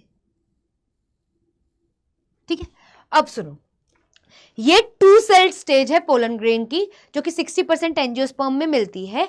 क्या है? इसके अंदर 2 सेल हैं। बड़ा वाला जो सेल है उसका नाम होता है बेटा वेजिटेटिव सेल, या ट्यूब सेल भी बोल देते हैं। जो छोटू वाला सेल होता है बेटा, इसका नाम होता है जनरेटिव सेल। अगर इसके बीच में डिफरेंस आ जाए, क्या बोलोगे? It is comparatively bigger in size, it is comparatively smaller in size. ठीक है, फिर तुम बोलोगे इसका जो न्यूक्लियस है मैम, उसकी कोई फिक्स शेप एंड साइज नहीं है, इरेगुलर शेप न्यूक्लियस है। ठीक है, इसका कैसा है बेटा? स्पिंडल शेप न्यूक्लियस है। इसमें कंपैरेटिवली ज्यादा साइटोप्लाज्म है, इसमें कंपैरेटिवली कम साइटोप्लाज्म है, और ये फ्लोट करता है in the cytoplasm of vegetative cell. ठीक है, इसमें वैक्यूल्स प्रेजेंट है, इसमें no vacuoles present as such. अब सुनो एक इंपॉर्टेंट बात, जेनरेटिव का नाम से पता चल रहा है कि जेनरेटिव सेल ही आगे जाकर के क्या करेगा बेटा? मेल गैमीट फॉर्म करता है, मेल गैमीट फॉर्म करता है। ठीक है, क्या करता है? मेल गैमीट फॉर्म करता है। तो generative cell has the tendency to form male gamete, जबकि जो वेजिटेटिव सेल होता है it do not have the tendency to form male gamete. लेकिन क्या वेजिटेटिव सेल का कोई काम नहीं होगा? है, बहुत इंपॉर्टेंट काम है। जो वेजिटेटिव सेल है उसको हम ट्यूब सेल भी बोलते हैं, तो उसके न्यूक्लियस को हम लोग ट्यूब न्यूक्लियस कह सकते हैं। ठीक है। तो ये ट्यूब न्यूक्लियस ना बेटा कंट्रोल करता है ग्रोथ ऑफ पोलन ट्यूब, कि कब पोलन ट्यूब बनानी है, ठीक है, और कहां से निकलवानी है। तो ये मेंटेन करता है ग्रोथ ऑफ पोलन ट्यूब, ठीक है। और ये पोलन ट्यूब निकलता कहां से, जर्म पोर से। खत्म। अब एक बार ओवरऑल देख लें। वेजिटेटिव सेल होता है बड़ा साइज का, जेनेरेटिव सेल होता है छोटे साइज का, ठीक है। वेजिटेटिव सेल जो होता है इसका न्यूक्लियस इरेगुलर शेप्ड है, इसका स्पिंडल शेप्ड है, मतलब एक रेगुलर शेप है, ठीक है। इसमें वेजिटेटिव ट्यूब सेल में क्या होता है, आपका क्या होता है, वैक्यूल होता है, प्रेजेंट होता है, इसमें नहीं होता। इसमें साइटोप्लाज्म ज्यादा, इसमें साइटोप्लाज्म कम, और ये फ्लोट करता है खुद भी in the cytoplasm of vegetative cell. ये कोई मेल गैमीट नहीं बनाता भाई vegetative cell, generative cell forms the male gamete. But vegetative cell या ट्यूब न्यूक्लियस का काम क्या है, इसका काम होता है मेंटेन करना growth of pollen tube. Clear है? तो मुबारक हो, तुम्हारा मेल गैमीटोफाइट हो चुका है बेटा, हो गया है। क्या तुम लोगों को इतना समझ आया, आ गया बेटा? चलो फिर आगे बढ़ते हैं। अब तो इजी है, तुम तो ये पढ़ चुके हो, ये तो पढ़ लिया तुम लोगों ने कि भाई ये जो फीमेल गैमीटोफाइट होता है ना, ये ऑलरेडी तुम लोग पढ़ चुके हो, क्या है, एम्ब्रियो सेक, सबको पता है। अब देखो, अब तुम्हें एनाट्रोफस ओव्यूल पता है, ये 180 डिग्री घुमा हुआ है, लेकिन कुछ बातें जानने की जरूरत है। अब इसमें न्यूसिलस में पूरा मेगास्पोरोजेनेसिस चला और क्या बन गया आपका मस्त embryo sac. Outer integument outer layer of ovule, inner integument inner layer of ovule, थोड़ा सा न्यूसिलस रीजन और उससे डेवलप हो चुका है बीच में अच्छा खासा एम्ब्रियो सेक। अब सुनो, वो रीजन एम्ब्रियो सेक का जहां की साइड आपके एंटी सेल्स प्रेजेंट है, एंटीपोडल सेल्स प्रेजेंट है, वो साइड ऑफ ओव्यूल को आप लोग क्या बोलते हो, चलाजा बोलते हो। उसके एंड को, स्वेलन रीजन को चलाजा बोलते हो, जिस साइड आपका एंटीपोडल सेल्स होता है। उसके ऑपोजिट जहां एग एपरेटस प्रेजेंट होता है उसे आप लोग माइक्रोपाइल बोलते हो। बस मुझे यही बताना था, ठीक है। ये हो गया बेटा, ऑलरेडी ये हो गया। अब आ जाओ आगे।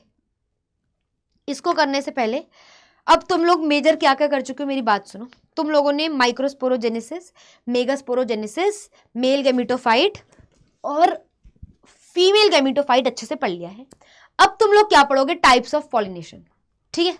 देखो, अब मेरी बात अच्छे से समझना, कितनी टाइप्स की पॉलिनेशन है पहले तो तुम्हें ये पता होना चाहिए। देखो भाई, पॉलिनेशन होती है बेटा मेनली कितने टाइप्स की, पॉलिनेशन होती है बेटा मेनली कितने टाइप्स की, ये क्या हुआ, हाँ, पॉलिनेशन होती है बेटा मेनली कितने टाइप्स की, 2 टाइप की होती है, ठीक है। ये देखो,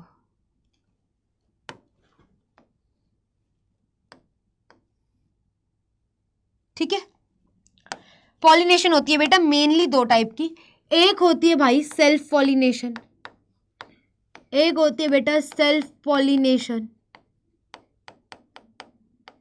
एक होती है बच्चे क्रॉस पॉलिनेशन, एक होती है बच्चे क्रॉस पॉलिनेशन,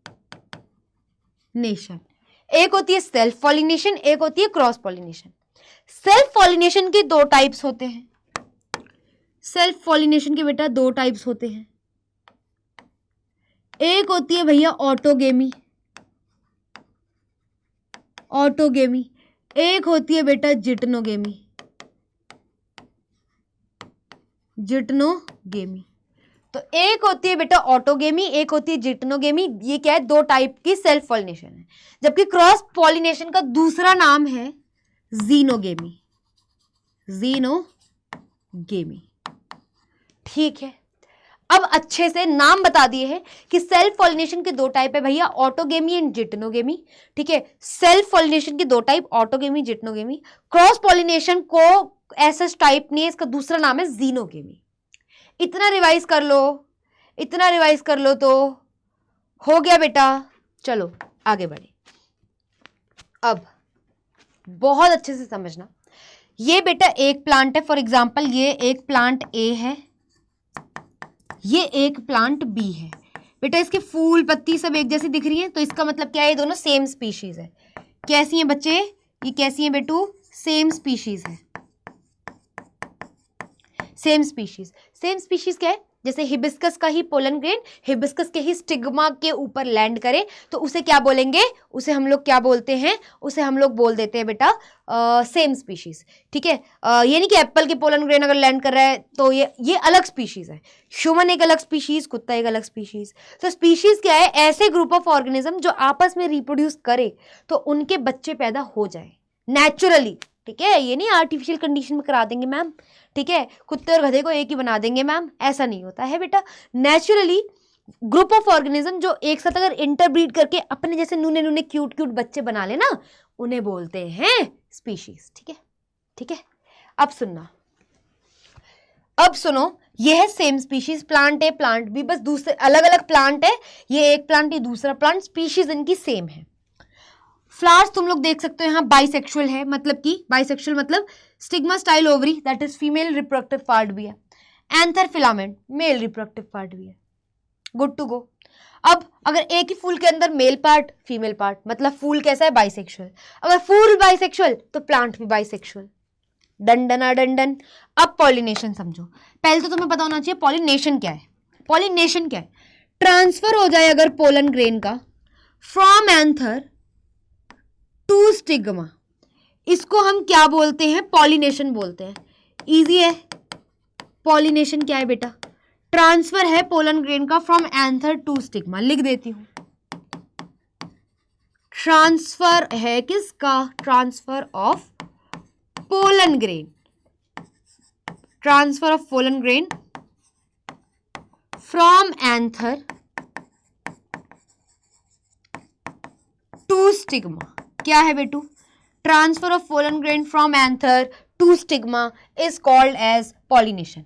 आई होप ये चीज क्लियर हो गई होगी। अब हम पढ़ने जा रहे हैं डेप्थ सेल्फ पॉलिनेशन का, पहले ऑटोगेमी समझेंगे।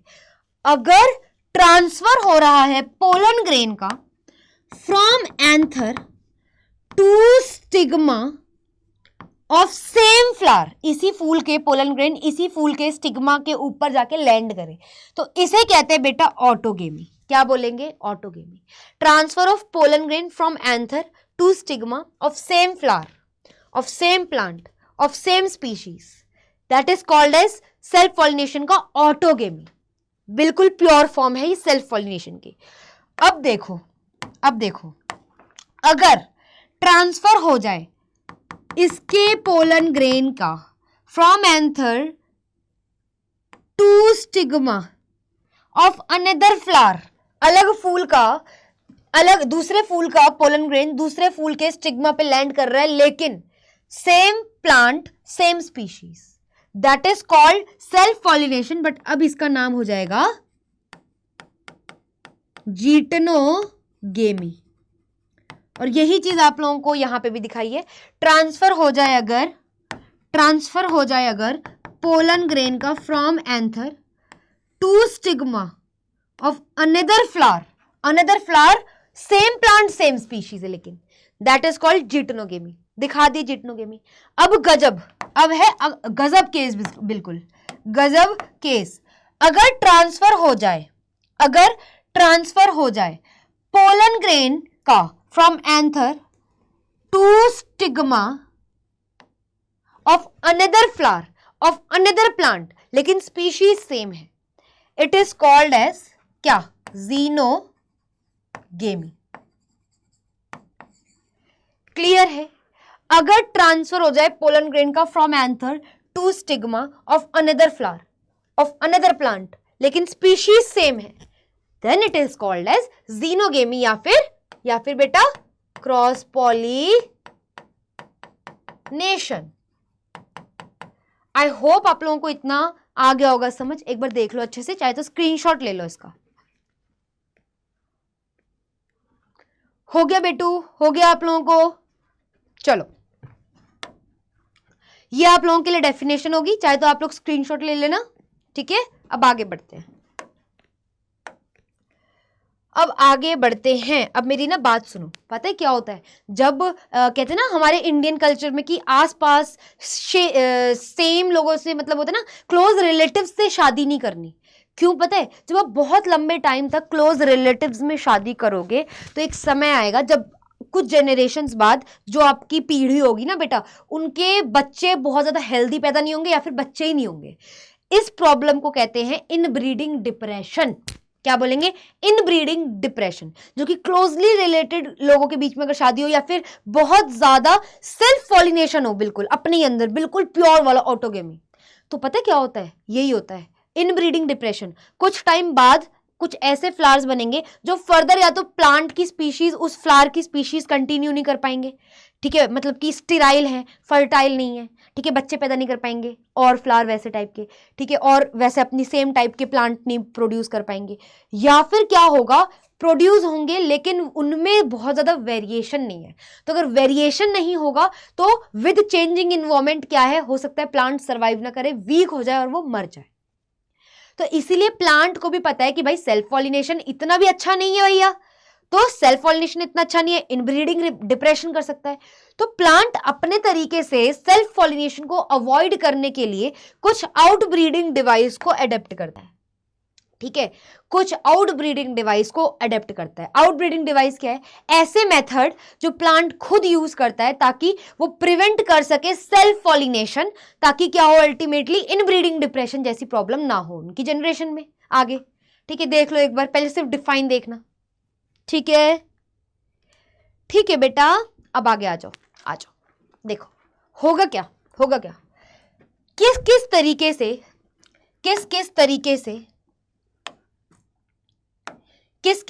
से सेल्फ पॉलिनेशन को अवॉइड कर सकते हो। पहले तो एक तो यही है प्रोटोहेंड्री और प्रोटोगाइनी। मतलब कि अगर मान लो एक फूल है, अगर उस फूल का वो बाइसेक्सुअल फ्लावर है, कैसा है, बाइसेक्सुअल फ्लावर है, अगर बाइसेक्सुअल फ्लावर के अंदर मान लो एंथर या पहले स्टेमन पहले मैच्योर हो गया लेकिन स्टिग्मा नहीं हुआ, तो अब वो कितना भी उसके ऊपर जाके गिर ले भाई, नहीं होगी आपकी क्या, पोलन ट्यूब फॉर्मेशन नहीं होगी। तो ये क्या प्रिवेंट करेगा, सेल्फ पॉलिनेशन को, ऑटोगेमी तो प्रिवेंट कर ही देगा, है ना। अगर प्रोटोगाइनी हो जाए कि भाई पिस्टल जो है, स्टिग्मा जो है पहले मैच्योर हो गया एज कंपेयर टू द खुद ही के फ्लावर के स्टेमन की कंपैरिजन में पहले मैच्योर हो गया, अब कोई उस पर पोलन ग्रेन गिर ही नहीं रहा, या अगर गिर रहा है वो खुद ही मैच्योर नहीं हुआ है, तो भी क्या होगा, पोलन ट्यूब फॉर्मेशन नहीं होगी। तो अगर मैच्योरेशन टाइम जो है आपके स्टेमन एंड पिस्टल का with in a flower change हो जाए मैच्योरेशन टाइम, तो अल्टीमेटली ये ऑटोगेमी प्रिवेंट कर सकता है बट नॉट जिटेनोगेमी, है ना। जिटेनोगेमी तो हो सकता है इसी फूल में नहीं हो रहा हो, लेकिन उसी का कोई दूसरा फूल है, इसका पोलन ग्रेन उसके स्टिग्मा पे चला जाए विद इन सेम प्लांट, तो जिटेनोगेमी तो हो सकती है। लेकिन हाँ, मैच्योरेशन टाइमिंग अगर दोनों स्टेमन एंड पिस्टल की अलग अलग हो जाए विद इन अ फ्लावर, तो वो ऑटोगेमी तो प्रिवेंट कर सकता है but not geitonogamy. Clear. Next तरीका देख लो एक बार, देख लो, ठीक है।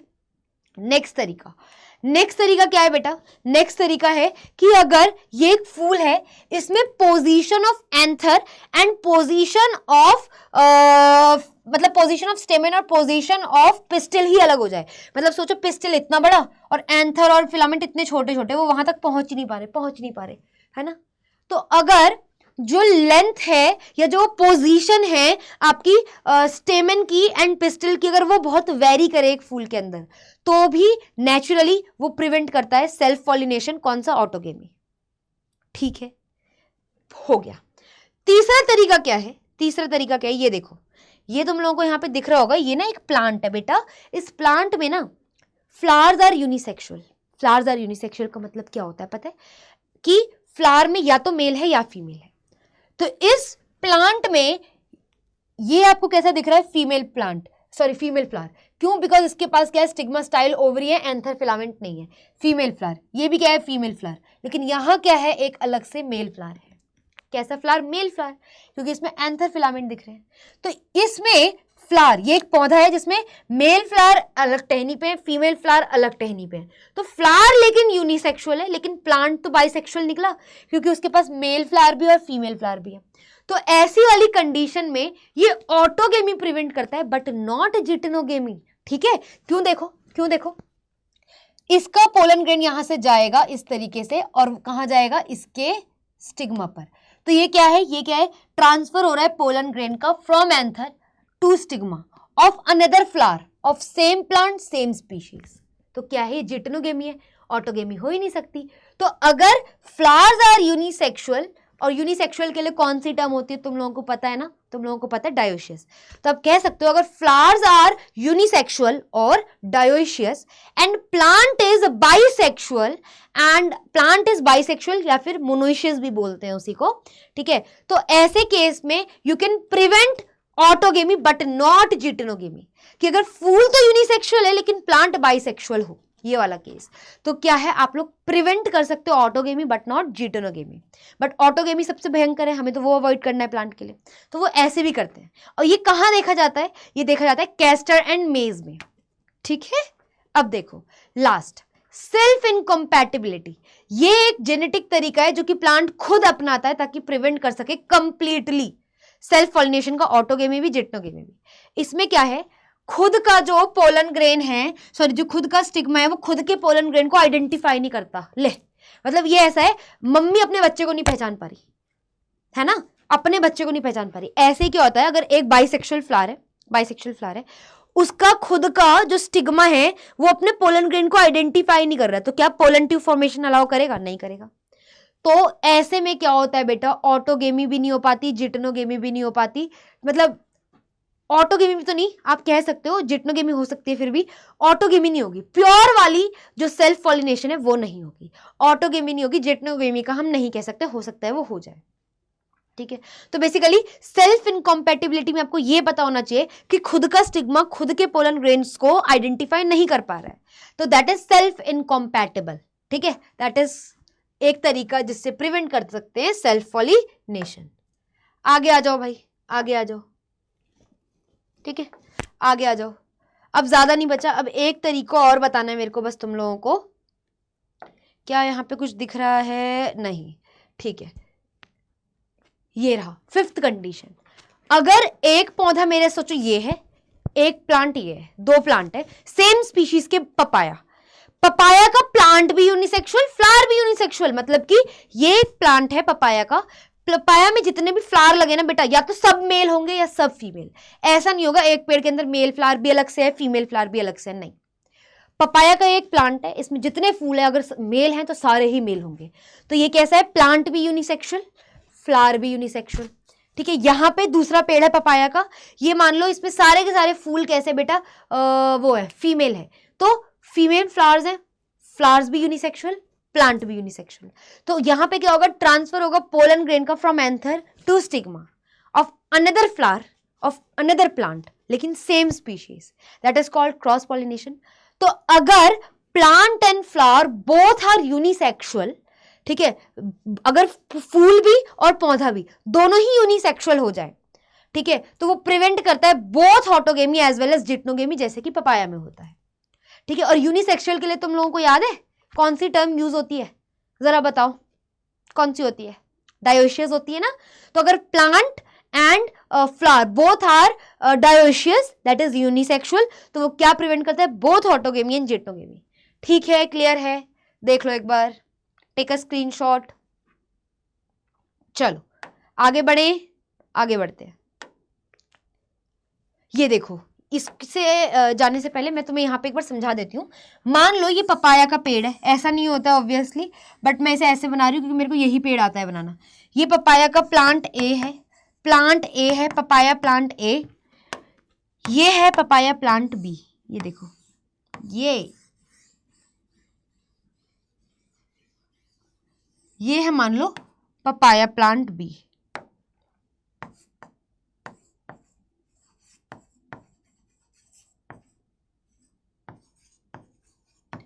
पपाया प्लांट बी, ठीक है।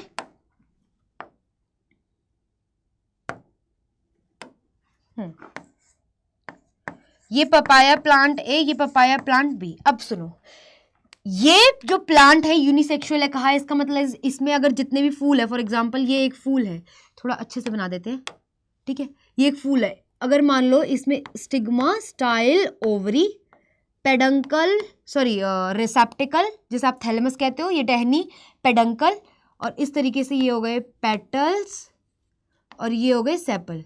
तो ये क्या है, फीमेल फ्लावर है। इसमें सारे फ्लावर, ऑल फ्लावर्स कैसे होंगे, फिर फीमेल ही होंगे, ठीक है, तो ये जो एक पेड़ है बेटा, ये कैसा है, यूनिसेक्सुअल है, पेड़ भी यूनिसेक्सुअल है, प्लांट भी प्लस फ्लावर भी। और कैसा है, ये लड़की फ्लावर है और लड़की ही प्लांट है। यहां पे देख लो, यहां पे देख लो, इस तरीके से, यहां पे इस तरीके से, ये देखो,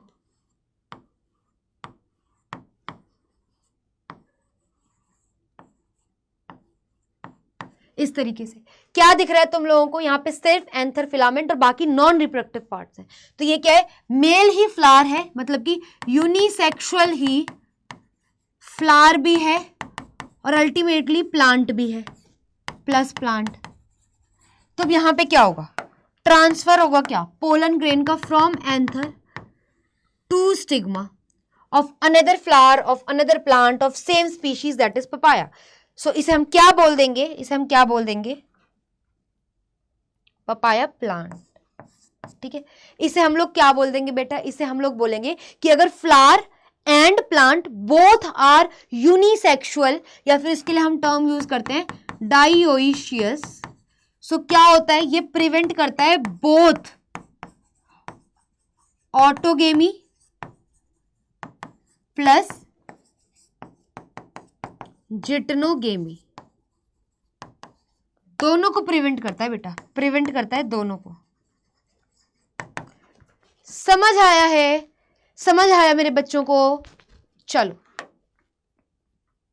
अब क्या है ना, कभी कभी हमें भी चुल चढ़ा रहता है, हम चाहते हैं कुछ ऐसा फ्लावर बनाए, मैं चाहती हूँ कि ऐसा फ्लावर बना दूं बहुत ही सुंदर, मतलब हिबिस्कस का ही हो लेकिन वो अपना बेस्ट वर्जन हो। तो मैं क्या करूंगी, आर्टिफिशियल हाइब्रिडाइजेशन कहते हैं। हाइब्रिडाइजेशन मतलब होता है कि मैं अपना एक ऐसा फ्लावर बनाऊं जिसमें कि वो फीचर्स हो जो मुझे चाहिए थे। तो उसमें क्या, आर्टिफिशियल मतलब उसमें मैनमेड टच आ गया, हाइब्रिडाइजेशन मतलब कि न्यू फ्लावर बनाना या कोई भी चीज न्यू बनाना। तो मैंने क्या किया, मैंने एक फ्लावर ले लिया। कैसे अचीव हो सकता है artificial hybridization, by a technique called emasculation and bagging. तो इसमें आप एक बाइसेक्सुअल फ्लावर लेते हो, उसमें से आप लोग क्या करते हो, मेल को हटा देते हो, क्योंकि हमें तो यही लगता है ना मेल ही दानव है हर जगह, तो हम मेल को हटा देते हैं। फोर्सेप्स से हम लोग क्या करते हैं, मेल को रिमूव कर देते हैं बेटा, एंथर एंड फिलामेंट को रिमूव कर देते हैं। इस प्रोसेस को कहते हैं इमेस्क्यूलेशन, जहां पे हम रिमूवल करते हैं एंथर फिलामेंट का। अब ये फूल रह गया, केवल यूनिसेक्सुअल बना दिया। अब हम इसकी बैगिंग कर देंगे बाय प्लास्टिक शीट, ताकि वो कंटेमिनेट ना हो किसी और पोलन ग्रेन से रैंडम। मैं जाऊंगी और मैं किसी हिबिस्कस का ऐसा पोलन ग्रेन लाऊंगी जो जिसके फीचर मेरे को चाहिए इसमें। ठीक है, तो अब मैं क्या करूंगी, ये इमेस्कुलेशन एंड बैगिंग कर लिया, ये पर्टिकुलर टाइम में मेच्योर हो गया। अब मैं क्या करूंगी, इसको निकालूंगी बाद में और जो अपने फेवरेट डिजायर्ड पोलन ग्रेन ऐसे छिड़क दूंगी और पॉलिनेशन करवा लूंगी लेबोरेटरी कंडीशन में। अब जो इससे जो सीड गिरेंगे, फिर उससे जो फ्लावर उगेंगे, वो उस टाइप के फ्लावर उगेंगे जैसे मुझे चाहिए थे, क्योंकि इसमें वो पोलन ग्रेन डाले हैं मैंने जो कि अपने फीचर भी इसमें ऐड करवाएगा और अगली बार और सुंदर फूल और फ्रूट बनवाएगा। ठीक है, तो इमेस्कुलेशन में क्या है, रिमूवल कर देते हैं स्टेमन का। बैगिंग में क्या है, उस यूनिसेक्सुअल फ्लावर को जो हमने यूनिसेक्सुअल किया है, नेचर से नहीं था वो यूनिसेक्सुअल, हमने किया है। ठीक है, तो उसको हमने बैगिंग कर दी, पॉलिथीन से कवर कर दिया, ताकि क्या हो, कंटेमिनेशन ना हो बाय अदर पोलन ग्रेन। और फिर मैं गई, अपनी मर्जी का पोलन ग्रेन लाया, इस पे छिड़का, पॉलिनेशन करवा दी। ठीक है, फिर इससे जो बाद में जो सीड वगैरह बनेगा, डबल फर्टिलाइजेशन के बाद मैंने उसे बोया, नए फ्रूट आए अच्छे अच्छे, और उसमें नए नए फ्लावर भी आए जैसे मैं चाहती थी। ठीक है, अब आगे आगे बढ़ने से पहले एक बार देख लीजिए, आप चाहे तो स्क्रीनशॉट ले लो बेटा, चाहे तो स्क्रीनशॉट ले लो बच्चों, चाहे तो स्क्रीनशॉट ले लो। चलो इस टॉपिक को अच्छे से पढ़ा देती हूँ एक बार, फिर मैं पानी पी लूंगी, जरा तुम लोग भी रिवाइज कर लेना। अब मान लो पॉलिनेशन हो गई, तो ना पॉलिनेशन जब होती है, ऐसा नहीं होता एप्पल का पोलन ग्रेन हिबिस्कस के स्टिग्मा को जाकर के पॉलिनेट कर देगा, अरे वाह मुबारक हो नया पौधा हुआ है, ऐसा नहीं होता है। क्यों? बिकॉज एक स्पेशल टेक्निक होती है पोलन पिस्टल इंटरेक्शन। जैसे इसमें भी डेट होता है, ये it is like a dating culture, we will meet, vibe match हुई तो आगे कुछ करेंगे, ऐसे होता है, तभी we will come in a relationship type thing. अब होता क्या है, मैं मान लो ये स्टिग्मा है, ये पोलन ग्रेन है, ये पोलन ग्रेन है, ये पोलन ग्रेन हवा से उड़ के आया या किसी से भी आया आया आया आया आया आया और यहाँ पे ना स्टिग्मा पे कुछ रिसेप्टर्स होते हैं। पोलन ग्रेन कुछ केमिकल रिलीज करेगा ताकि मेरा स्टिग्मा उसे आइडेंटिफाई करे। तो स्टिग्मा को पता होता है कि भाई मेरे टाइप के पोलन ग्रेन किस टाइप के केमिकल रिलीज करते हैं। तो अगर वो सेम टाइप का केमिकल नहीं है तो वो पोलन ग्रेन लैंड भी हो जाए बट वो क्या करेगा, पोलन ट्यूब फॉर्मेशन अलाउ ही नहीं करेगा। करते रहे भाई, तू करते रहे, है ना। तो क्या होता है पोलन पिस्टल इंटरेक्शन में, क्या होता है, पोलन ग्रेन के ऊपर जो रिसेप्टर होते हैं, ठीक है, वो इंटरेक्ट करते हैं with the chemicals that are being released by the pollen grain. अगर वो उसी का होता है तो that will allow a successful pollination, जिसके रिजल्ट में क्या होगा बेटा, पोलन ट्यूब फॉर्मेशन होगा। एंड तुम्हें पता है पोलन ट्यूब फॉर्मेशन मेंटेन कौन करवाता है, ट्यूब सेल और ट्यूब न्यूक्लियस जो पोलन ग्रेन के ऊपर वाले साइड पर रहता, जिसे आप लोग वेजिटेटिव सेल बोल रहे थे। और कहां से निकलती है ये पोलन ट्यूब, आपको पता है germ pore of exine layer से निकलती है, ठीक है। अब पोलन ट्यूब जो निकली बेटा इस तरीके से, ये इस तरीके से ग्रो किया किया किया किया किया एंड यहाँ पे आ गई कहाँ तक, ओवरी। ओवरी के अंदर ये ओव्यूल में गई। ओव्यूल में कैसे गई, बिकॉज ओव्यूल के पास एक छोटा सा छेद होता है जिसे हम क्या बोलते हैं, माइक्रोपाइलर एंड बोलते हैं। तो इस माइक्रोपाइलर एंड से ये पोलन ट्यूब एंटर कर गया अंदर, ठीक है। अब मेरी बात सुनो, अगर ये पोलन ग्रेन मान लो 2 सेल स्टेज में था, अगर ये 2 सेल स्टेज में होता है ना बच्चों, अगर ये 2 सेल स्टेज में, तो इसके जो यहाँ पे तुम लोगों को याद है इस तरीके से यहाँ पे, यहाँ वाला जो नीचे वाला जनरेटिव सेल है वो नीचे जाता है, उसमें माइटोसिस होती है और 2 मेल गैमीट बनते हैं। बट मान लो अगर ये 3 सेल स्टेज में था तो ऑलरेडी आपके मेल गैमीट बन रखे हैं, वो बस रिलीज करने होते हैं इसके अंदर, पोलन ट्यूब के अंदर। क्या बोला मैंने कुछ नहीं बोला बेटा।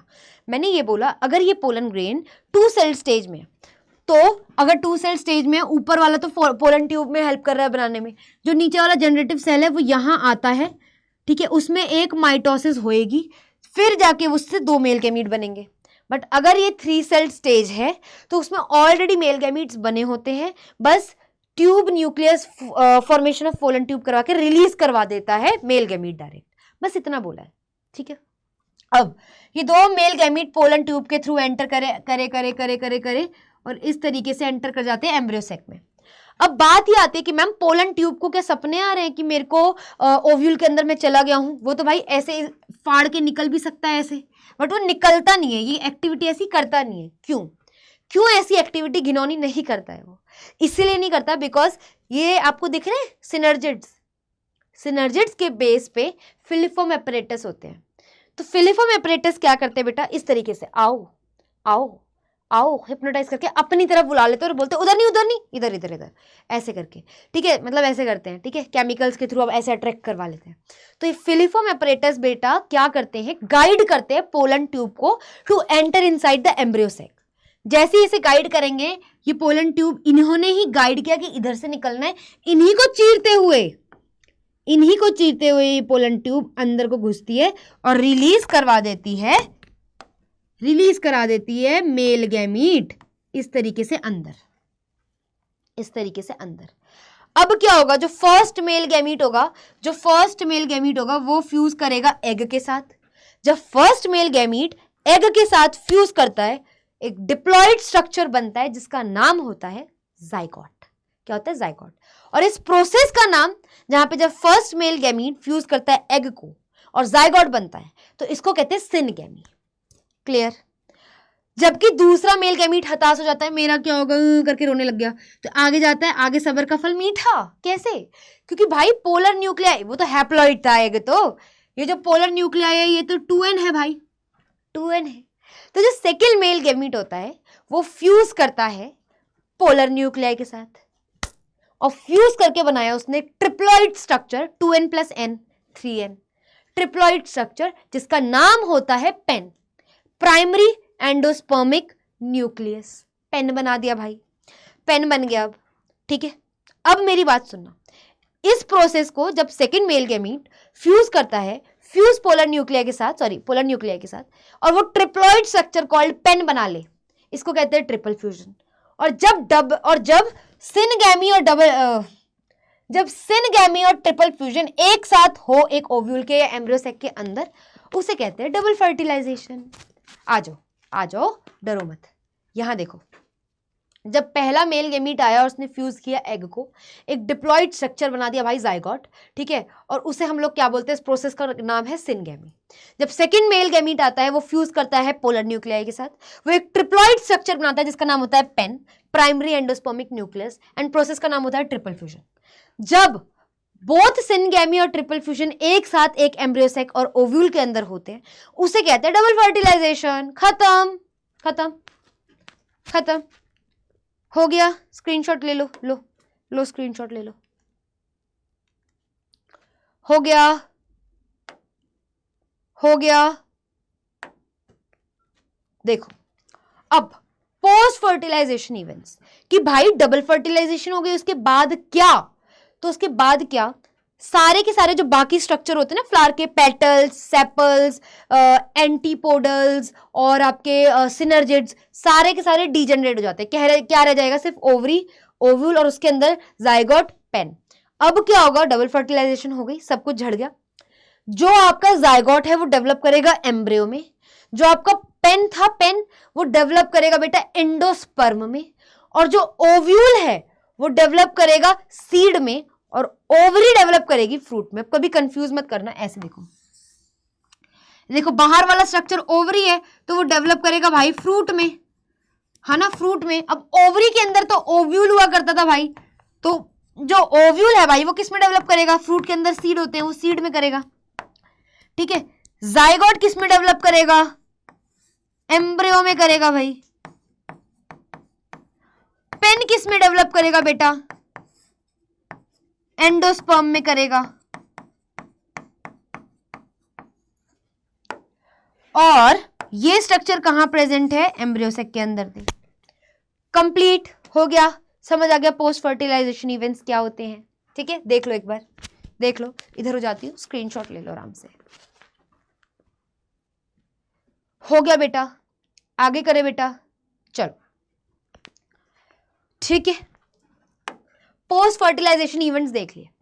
अब मेरी बात सुनो, पहले मैं थोड़ा पानी पी लेती हूँ।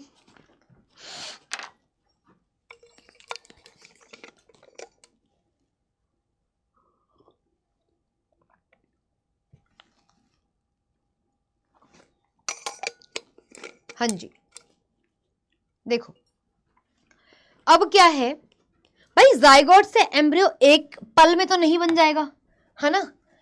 जाइगोट से एम्ब्रियो एक झटके में तो नहीं बन जाएगा, तो हमें ये देखना है जाइगोट से एम्ब्रियो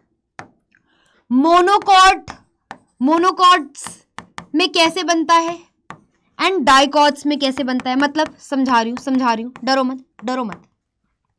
मोनोकॉट सीड क्या होते हैं, ऐसे सीड जिनके पास एक कॉटिलेडन होता है, ठीक है। डाइकॉट सीड्स क्या होते हैं, जिनके पास दो कॉटिलेडन होता है, और हम सभी को पता है सीड के अंदर एम्ब्रियो होता है। तो मोनोकॉटिलेडन जिनके पास एक सीड है उनमें जाइगोट कैसे एम्ब्रियो में डेवलप होता है, डाइकॉट्स जिनके पास दो कॉटिलेडन है उनके अंदर जो जाइगोट था वो एम्ब्रियो में कैसे डेवलप हो रहा है, वो देखना है।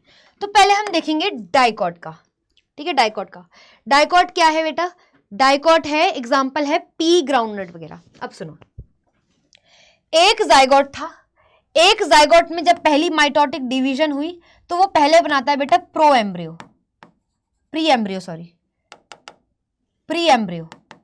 ये होता है प्री एम्ब्रियो। फिर फर्दर डिवीजन होती है बेटा, प्री एम्ब्रियो के बाद बनता है ग्लोबुलर एम्ब्रियो, फिर होता है बेटा हार्ट शेप्ड एम्ब्रियो, फिर होता है बेटा आप लोगों का मेच्योर एम्ब्रियो। ये आपका मेच्योर एम्ब्रियो है, ठीक है। क्या बोला, what are the stages, zygote में जब फर्स्ट माइटोटिक डिवीजन हुई तो प्री एम्ब्रियो बना, प्री एम्ब्रियो में और फर्दर डिवीजन होती है जिसकी वजह से वो ग्लोबुलर शेप्ड एम्ब्रियो बना, ग्लोबुलर शेप्ड एम्ब्रियो से बना हार्ट शेप्ड एम्ब्रियो, और हार्ट शेप्ड एम्ब्रियो से बनता है क्या, लास्ट स्टेज, दैट इज तुम्हारा मैच्योर एम्ब्रियो डाइकॉट के केस में। तो ये स्टेजेस के सीक्वेंस भी आ जाते हैं, इसलिए याद रखना, ठीक है। अब मेरी बात सुनो, ये डायग्राम बहुत ज्यादा इंपॉर्टेंट है, ये वाला, वैसे तो ये ओवरऑल भी इंपॉर्टेंट है, ये वाला इसमें लेबलिंग के लिए आ जाता है कभी कभी। तो तुम लोगों को पता होना चाहिए यार, देखो ये तो दो कॉटिलेडन बनेंगे, तुम लोगों को पता है ये डाइकॉट में दो कॉटिलेडन होते हैं, तो ये दो पैर जैसे स्ट्रक्चर क्या है, दो कॉटिलेडन। फिर कभी भी भूलना मत, ये तो सस्पेंसर है, ये मुंडी जैसी चीज, ठीक है, जो कि सस्पेंड करके रखती है इसको बाकी पार्ट से। अब याद रखना प्लूम्यूल क्या होता है बेटा, फ्यूचर शूट होता है ना, प्लूम्यूल ऊपर को ग्रो होता है, बट याद रखना इस लेबलिंग में प्लूम्यूल नीचे की साइड यहाँ पे दिखाया हुआ है, ठीक है। और जो रेडिकल है, रेडिकल मतलब रूट, वो नीचे को होना चाहिए था, बट इस डायग्राम के अकॉर्डिंग रेडिकल ऊपर को है, इस तरीके से। हो जाएगा याद, हो जाएगा याद बेटा, हो जाएगा। चलो अब आगे आ जाओ, ये तो बन गया तुम्हारा एम्ब्रियो, और जब एम्ब्रियो बन जाता है तुम लोगों को पता है सीड बन जाता है। तो मैं एक बेसिक चीज तुम्हें सीड के लिए बताऊंगी, बट उससे पहले मैं तुम लोगों को चाहती हूँ पहले स्टेजेस बताओ। अब आ जाओ मोनोकॉट के केस में, मोनोकॉट के केस में, मोनोकॉट के केस में भी सेम है, अभी जाइगोट ही है, जाइगोट है। पहली जैसी उसमें डिवीजन होती है, प्री या प्रो एम्ब्रियो बन गया, ठीक है, प्री या प्रो एम्ब्रियो बन गया, फिर बनता है उसमें बहुत सारी डिवीजन होती है और बनता है ग्लोब्यूलर एम्ब्रियो। ग्लोब्यूलर एम्ब्रियो के बाद डायरेक्ट मैच्योर एम्ब्रियो, इसमें कोई हार्ट वार्ट नहीं है, इसके पास एक ही कॉटिलेडन है, दिल टूट गया हाय मेरा एक कॉटिलेडन नहीं है, ऐसे याद रखा करो कि जिसके पास एक कॉटिलेडन है मोनोकॉट, उसका बेचारे का दिल टूट गया, तो उसमें क्या नहीं है, हार्ट शेप्ड एम्ब्रियो नहीं बनती वाली स्टेज। क्या सीक्वेंस होगा, जाइगोट, प्रो या pre embryo, globular shape embryo, mature embryo. This is the photo of mature embryo, ठीक है। इस तरीके से आपका ये सीक्वेंस आता है, क्लियर। अब सुनो, अब मेरी एक बहुत बेसिक और बहुत इंपॉर्टेंट बात समझोगे तभी ये डायग्राम्स तुम लोगों को समझ आएंगे, वरना नहीं आएंगे, पहले बोल दिया। अब सुनो भाई, तुम लोगों ने एम्ब्रियो की किस तरीके से, अगर एक मोनोकॉट सीड है, ऐसा सीड जिसके पास एक कॉटिलेडन है, डाइकॉट सीड जिसके पास दो कॉटिलेडन है, उनके अंदर एम्ब्रियो तो होता ही है, क्योंकि एम्ब्रियो ही प्लूम्यूल रेडिकल बना रहा होता है। तो वो एम्ब्रियो, जाइगोट से एम्ब्रियो बनने में क्या स्टेजेस हैं, वो फ्लो तुमने पढ़ लिया है, ठीक है। अब द थिंग इज, अगर मैं एक सीड बनाऊं, तुम्हारे को कुछ चीजें जानने की इसमें बहुत ज्यादा जरूरत है। ये देखो, ये दो कॉटिलेडन है ना बेटा, तो ये क्या है, डाइकॉट सीड है, ये क्या है, डाइकॉट सीड है, ठीक है, डाइकॉट सीड है। इसमें तुम लोगों को ये दिख रहा होगा इस तरीके से ना, इस तरीके से कुछ अच्छे से ग्रीन में बनाना चाहिए था मेरे को, ग्रीन में बना देते हैं। इस तरीके से कुछ निकल रहा होता है जिसे तुम लोग प्लूम्यूल बोलते हो, जबकि नीचे कुछ वाइट वाइट कलर का निकल रहा होता है जिसे आप लोग क्या बोलते हो, इस तरीके से रेडिकल बोल देते हो। और ये क्या है बेटा, ये अब ये क्या है, कॉटिलेडन है, क्या है ये, कॉटिलेडन है। मार्क कर दूं, रहने दो, हौच पौच हो जाएगा, लिख देती हूँ यहाँ पे, ये है कॉटिलेडन, और दो है तो इसका मतलब ये सीड कैसा है, डाइकॉट रहा होगा ये प्लांट, ठीक है, डाइकॉटिलेडन है। अब मेरी बात सुनो, ये पूरा इतना इलाका, ये क्या है, एम्ब्रियोनल एक्सिस है, क्या है, एम्ब्रियोनल एक्सिस है बेटा, एम्ब्रियोनल एक्सिस है बच्चे। एम्ब्रियोनल एक्सिस क्या है, यहां टिप से लेकर के यहां तक, ये वाला जो रीजन है इसे भूल जाओ, इसे भूल जाओ, ये है कॉमन पॉइंट ऑफ अटैचमेंट या point of attachment of cotyledon. वो पार्ट एम्ब्रियोनल एक्सिस में जिससे कॉटिलेडन अटैच होते हैं, that is called as point of attachment of cotyledon, ठीक है। इस रीजन को भूल जाओ, इस कॉमन एक्सिस को भूल जाओ। अब समझना सारी बात, अब बहुत इंपॉर्टेंट है। The region above the cotyledon, the region above the point of attachment of cotyledon, ये जो इस एम्ब्रियोनल एक्सिस में, तो ये वाला जो रीजन है एम्ब्रियोनल एक्सिस में, the region above the embryonal axis, ये जो अबव वाला रीजन है, कॉमन पॉइंट के अबव वाला रीजन है, इसको हम लोग बोलते हैं एपिकोटाइल, इसे हम लोग बोलते हैं बेटा epicotyl, and epicotyl region give rise to plumule, give rise to plumule, ठीक है। जबकि the region below the embryonal axis, embryonal axis का पॉइंट ऑफ अटैचमेंट से जो ये नीचे वाला रीजन होता है, this is called as hypocotyl, इसे कहते हैं हाइपोकोटाइल, हाइपोकोटाइल। एंड जो हाइपोकोटाइल होता है, जो हाइपोकोटाइल होता है, ये क्या करता है, डेवलप करता है later on, develop later on क्या, लेटर ऑन क्या डेवलप करता है, लेटर ऑन रेडिकल डेवलप करता है, that is called future root, that is called future root. ये समझ आ गया, अब समझ आ जाएगा यार, तुमने डाइकॉट का पढ़ लिया, डाइकॉट का पढ़ लिया। अब मोनोकॉट में ना बच्चों को ये स्ट्रक्चर समझ नहीं आता, अब समझना कि मैम ये कैसे आपको मोनोकॉट का एम्ब्रियो या सीड कैसे समझ आता है। तो देखो, मैं इसे ऐसे कंसिडर करती हूँ, ये देखो, एक तो कैसे बताऊं, हाँ ऐसे बता सकते हैं, कॉटिलेडन ऑफ मोनोकॉट्स को एक स्पेशल नाम दे दिया क्योंकि इनके पास एक ही है, तो उसको एक बच्चे को ज्यादा पैम्पर करते हैं, है ना। ऐसे इनके पास एक ही कॉटिलेडन होता है एंड उस कॉटिलेडन का नाम क्या रख देते हैं, स्क्यूटेलम कह देते हैं। ठीक है, लिखा है कहीं पे मैंने, हाँ ये देखो ये वाली बात कि in case of monocot single cotyledon present and उसे भी हम लोग क्या बोलते हैं बेटा, स्क्यूटेलम बोलते हैं। तो मेज के केस में, वीट के केस में जो कि मोनोकॉट्स हैं, उनके सिंगल कॉटिलेडन को हम लोग क्या बोलते हैं, स्क्यूटेलम बोलते हैं। ये देखो, ये तो समझ लो, अब जैसे उसमें मोटा सा था, ये पतला सा है इसका स्क्यूटेलम कॉटिलेडन।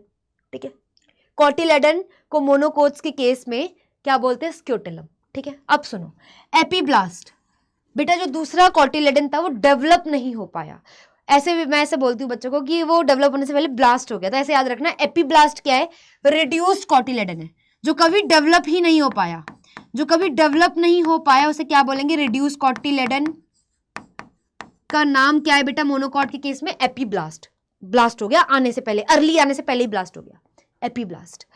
क्लियर है कॉटिलेडन की कहानी। सिंगल कॉटिलेडन का स्पेशल नाम है स्क्यूटेलम, एपीब्लास्ट क्या है, रिड्यूस्ड कॉटिलेडन। क्लियर। अब देखो ये जो आपको इलाका दिख रहा है इसे मैं कंसिडर कर रही हूं, थोड़ा डार्क कलर लेते हैं, इस इलाके को बेटा मैं कंसिडर कर रही हूं, मान लो एम्ब्रियोनल एक्सिस पूरा का पूरा, ये पूरा का पूरा एम्ब्रियोनल एक्सिस है फॉर एग्जांपल। ये तो कॉमन रीजन हो गया पॉइंट ऑफ अटैचमेंट, इसे छोड़ दो। The region above the embryonal axis is called as epicotyl, और एपिकोटाइल जन्म देता है प्लूम्यूल को, जिसे इन्होंने शूट एपेक्स बोल दिया यहाँ की साइड। ठीक है, अब तुम गौर करो, ये जो शूट एपेक्स है बेटा, शूट एपेक्स है, मोनोकॉट्स के केस में प्लूम्यूल को जो शीट कवर करती है ना उसे कॉलियोप्टाइल बोलते हैं। तो यहाँ देखो, region above the embryonal axis is called epicotyl, ये एपिकोटाइल रीजन रहा होगा। एपिकोटाइल रीजन में ऑब्वियसली वो प्लूम्यूल का जन्म देता है, तो शूट एपेक्स या प्लूम्यूल मोनोकॉट के केस में एक स्पेशल लेयर से कवर होता है, उस स्पेशल लेयर का नाम होता है the layer that cover the तुम्हारा plumule is called as coleoptile. ठीक है, तुम सबको पता है the region below the point of attachment of cotyledon या एम्ब्रियोनल एक्सिस का जो लोअर वाला रीजन होता है इतना, इसे हम लोग, तुम लोगों को पता है क्या बोलते हैं, इतने रीजन को, that is called hypocotyl. Hypocotyl give rise to obviously क्या, रेडिकल। ये रहा रेडिकल दिखा रखा है इन्होंने, ये रेडिकल है। रेडिकल जो रूट बनाएगा आगे जाके उसकी रूट कैप होती है भाई, रूट कैप है, बट द शीट और the layer that covers the radicle is called as coleorhiza. ये चीज याद करना, मोनोकॉट्स के केस में वो शीट या वो लेयर जो कि कवर कर रही है प्लूम्यूल को उसे बोलेंगे कोलियोप्टाइल। क्या बोलेंगे, कोलियोप्टाइल। और मोनोकॉट्स के केस में वो लेयर, पतली सी शीट जो कि रेडिकल को कवर कर रही है, कोलियोराइजा, आर आ रहा है उसमें, और उसमें कोलियोप्टाइल। क्लियर। अब बताओ बेटा जरा, कोई चीज इस डायग्राम में तुम लोगों को अनक्लियर रह गई हो, थोड़ा तुम्हें रिवीजन करना पड़ेगा। ठीक है, ठीक है बेटा, चलो आगे बढ़ते हैं। मेज का एग्जांपल ले सकते हो, उसके मोनोकॉट है ना मेज, है ना, तो भाई उसके केस में कॉटिलेडन का नाम क्या है, स्क्यूटेलम। खत्म। आ जाइए, आगे बढ़ने से पहले मैं चाहूंगी कि तुम लोग एक बार इसे ढंग से देख लो ताकि भूलो नहीं। स्क्रीनशॉट ले लो प्लीज इसका।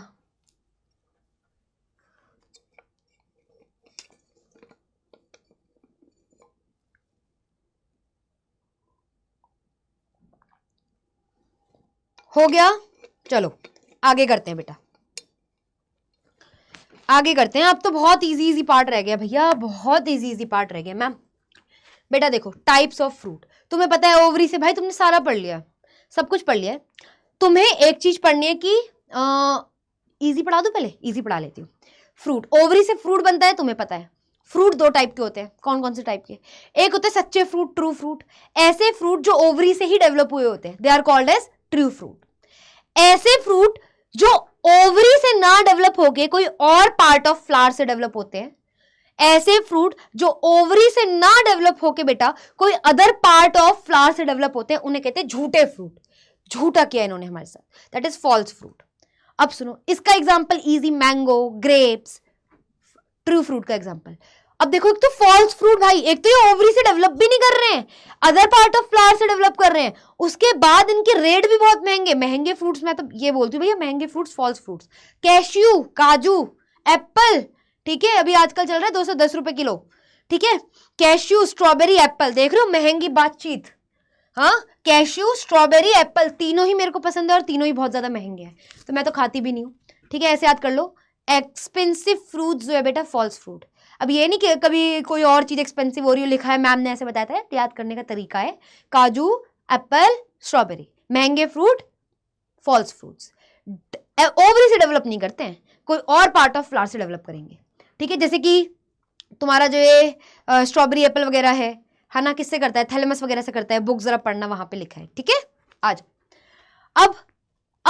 अब तुम लोगों ने सब ये पढ़ लिया भाई, जाइगोट जब एम्ब्रियो में हुआ था उसकी स्टेजेस पढ़ ली, सीड वगैरह सब अच्छे से पढ़ लिया, ओवरी से फ्रूट हुआ उसके बारे में कुछ ना कुछ पढ़ लिया।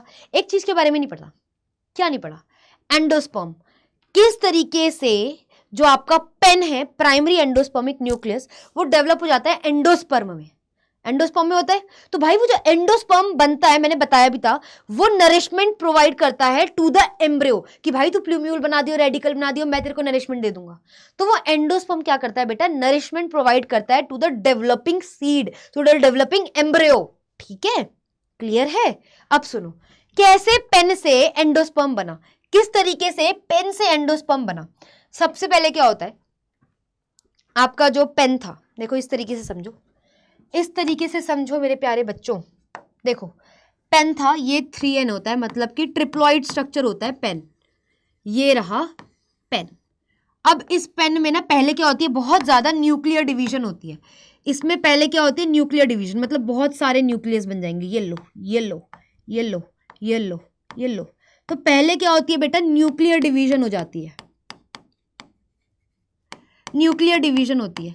अगर न्यूक्लियर डिवीजन हो रही है, जिसको हम लोग कैरियोकाइनेसिस भी बोलते हैं, जिन बच्चों को नहीं पता बता देती हूँ, काइनेसिस मतलब होता है बेटा डिवीजन, कैरियो मतलब न्यूक्लियस, न्यूक्लियर डिवीजन, ठीक है। पहले इसमें न्यूक्लियर डिवीजन हुई, बहुत सारे न्यूक्लियस बन गए इस तरीके से। तो जब इट इज लाइक कि जो पेन जो बना था ना, ये तो बहुत छोटा दिख रहा है, एक्चुअल में इतना नहीं होता ना, थोड़ा बड़े साइज का होता है। तो वो जो पेन जो बना, उसमें क्या हुई बेटा, बहुत ज्यादा माइटोटिक डिवीजन हुई, न्यूक्लियर डिवीजन हुई, कैरियोकाइनेसिस जैसे आप कह सकते हो। तो न्यूक्लियस ज्यादा अमाउंट में क्या हो गए, टूट गए, बट साइटोप्लाज्मिक डिवीजन अभी इनिशियली नहीं हुई। तो इसे हम लोग क्या बोलते हैं, फ्री न्यूक्लियर एंडोस्पर्म। दो टाइप के एंडोस्पर्म देखने को मिलते हैं, एक हो गया फ्री न्यूक्लियर एंडोस्पर्म। अब आप कहोगे मैम क्या ये होते भी है या आप ऐसे ही हमें उल्लू बना रहे हो। तुम लोगों ने नारियल पानी पिया है ना, 70-80 रुपए का, वो कच्चा वाला, जिसके बाहर से ग्रीन ग्रीन और खा होता है, वो पका भी नहीं होता, उसका वो जो पानी पीते हो तुम, वाटर पीते हो, कोकोनट वाटर जो पीते हो, वो क्या है, वो जो वाटर है, हाँ जी, जो वो वाटर है बेटा, वो क्या है, फ्री एंडोस्पर्मिक न्यूक्लियस है। क्या है उसमें, फ्री न्यूक्लियर एंडोस्पर्म है, वो कोकोनट वाटर, कोकोनट वाटर। तब तक उतनी डिवीजन होती होगी उस वाले हरे वाले कोकोनट में, और हम लोग उसके न्यूट्रिशन को ले लेते हैं, है ना। तो क्या है, वो कोकोनट वाटर किसका एग्जांपल है बेटा, फ्री न्यूक्लियर एंडोस्पर्म का है, ठीक है।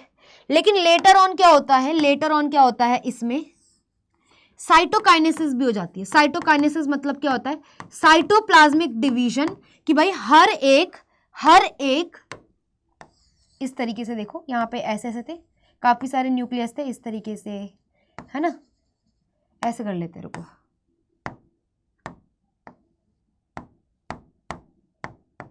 ठीक है, काफी सारे न्यूक्लियस थे। साइटोप्लाज्मिक डिवीजन का मतलब होता है साइटोप्लाज्म का कुछ इस तरीके से डिवाइड होना कि हर एक न्यूक्लियस के पास अब अपना साइटोप्लाज्म हो। ये देखो,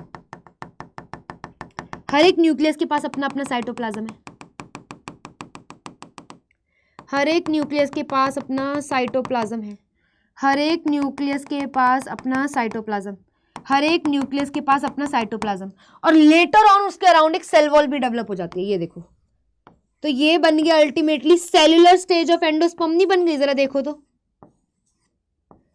ये सेल्यूलर स्टेज ऑफ एंडोस्पर्म नहीं बन गया, जरा देख के बताओ। एक ऐसी स्टेज एंडोस्पर्म की जिसमें कि क्या होते हैं बेटा, जिसमें क्या होते हैं, सेल्यूलर स्ट्रक्चर्स होते हैं। तो ये तो सेल्यूलर साइटोकाइनेसिस, हाँ, तो ये क्या बन गया आपका, सेल्यूलर एंडोस्पर्म बन गया, सेल्यूलर एंडोस्पर्म बन गया। तो जो सेल्यूलर एंडोस्पर्म है, क्या आपको किसी में देखने को मिलता है? यस। जो तुम वो कंजक बिठाते हो जब मम्मी वगैरह जो नारियल लाते हैं, वो जिसका बाहर से आप वो पूरा का पूरा छीलते हो, फिर अंदर ब्राउन ब्राउन निकलता है, फिर उसको तोड़ते हो तो खाते हो। तो यार वो जो वाइट कर्नल है जो खाते हो, वो क्या है? White kernel of coconut, white kernel of coconut. वो क्या है आप लोगों का बेटा? वो क्या है आप लोगों का? सेल्यूलर एंडोस्पर्म है। तो पता चल गया कहाँ मिलता है। फिर से एक बार समराइज कराती हूँ। एंडोस्पर्म, पेन से एंडोस्पर्म बनता है, बट एंडोस्पर्म दो टाइप का बनता है। इनिशियली क्या होता है बेटा? सिर्फ न्यूक्लियर डिवीजन होती है, तो क्या बन जाता है? फ्री न्यूक्लियर एंडोस्पर्म बनता है, जैसे कि कहाँ देखने को मिलता है? कोकोनट वाटर में। जब थोड़ी टाइम और रुकते हो तो वही हरा कोकोनट किसमें डिवाइड हो जाता है, मतलब डेवलप हो जाता है वो झूस वाले नारियल में, है ना। तो भाई तब तक वो सफिशिएंट टाइम रहता होगा कि मेजॉरिटी ऑफ उसका जो वो है फ्री न्यूक्लियर एंडोस्पर्म है, उसमें साइटोकाइनेसिस हो जाती होगी मेजॉरिटी में। तो वो साइटोकाइनेसिस कर करके और हर एक ऐसे सेल की बाउंड्री बना के सेल्यूलर एंडोस्पर्म बना लेता है। तो सेल्यूलर एंडोस्पर्म जितना बन जाता है जब तक हम फोड़ते हैं, ठीक है, वो क्या है? व्हाइट कर्नल ऑफ कोकोनट जो हम खाते हैं, और कभी कभी उसमें पानी रह जाता है, वो क्या है? फ्री न्यूक्लियर एंडोस्पर्म है। नहीं होगा इतना टाइम कि वो डिवाइड होके पूरा वैसा बन सके, है ना। हो गया, देख लो। और इसी को मैंने ब्यूटीफाई करके यहां पे लिखा हुआ है। ठीक है, ठीक है बेटू, आगे बढ़ते हैं। चलो अब लास्ट टॉपिक, कॉन्ग्रेचुलेशन तुम्हें भी और मुझे भी। बहुत कम टाइम में हमने पूरे चैप्टर की अच्छी खासी मेजर टॉपिक्स कवर कर लिए, बहुत अच्छे से। ठीक है, अब अच्छा हाँ, क्योंकि मैंने ये जस्ट पढ़ाया है, मैं एक चीज बता देती हूँ, कुछ टर्म्स को इंट्रोड्यूस कर देती हूँ। दो टाइप के सीड्स और मिलते हैं, दो टाइप के सीड्स और मिलते हैं। एक होते हैं भाई एल्ब्यूमिनस सीड्स, एक होते हैं बेटा एल्ब्यूमिनस सीड्स, एक होते हैं एक्स या नॉन एल्ब्यूमिनस सीड्स। हैं बच्चे बोल रहे हैं मैम एक्स का नाम मत लो बस, है ना। एक्स एल्ब्यूमिनस या नॉन एल्ब्यूमिनस, एक्स या फिर नॉन एल्ब्यूमिनस सीड्स। देखो भाई, यूजुअली क्या होता है? एंडोस्पर्म नहीं बचता।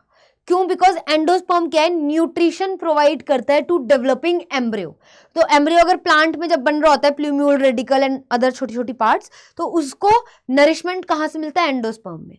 ठीक है, तो endosperm usually non albuminous seeds ऐसे सीड्स होते हैं जिसमें कोई एंडोस्पर्म नहीं बचता, क्योंकि एंडोस्पर्म कंप्लीटली सीड यूटिलाइज कर लेता है, या एम्ब्रियो डेवलपमेंट में अच्छे से यूज हो जाता है। कौन? आपका endosperm.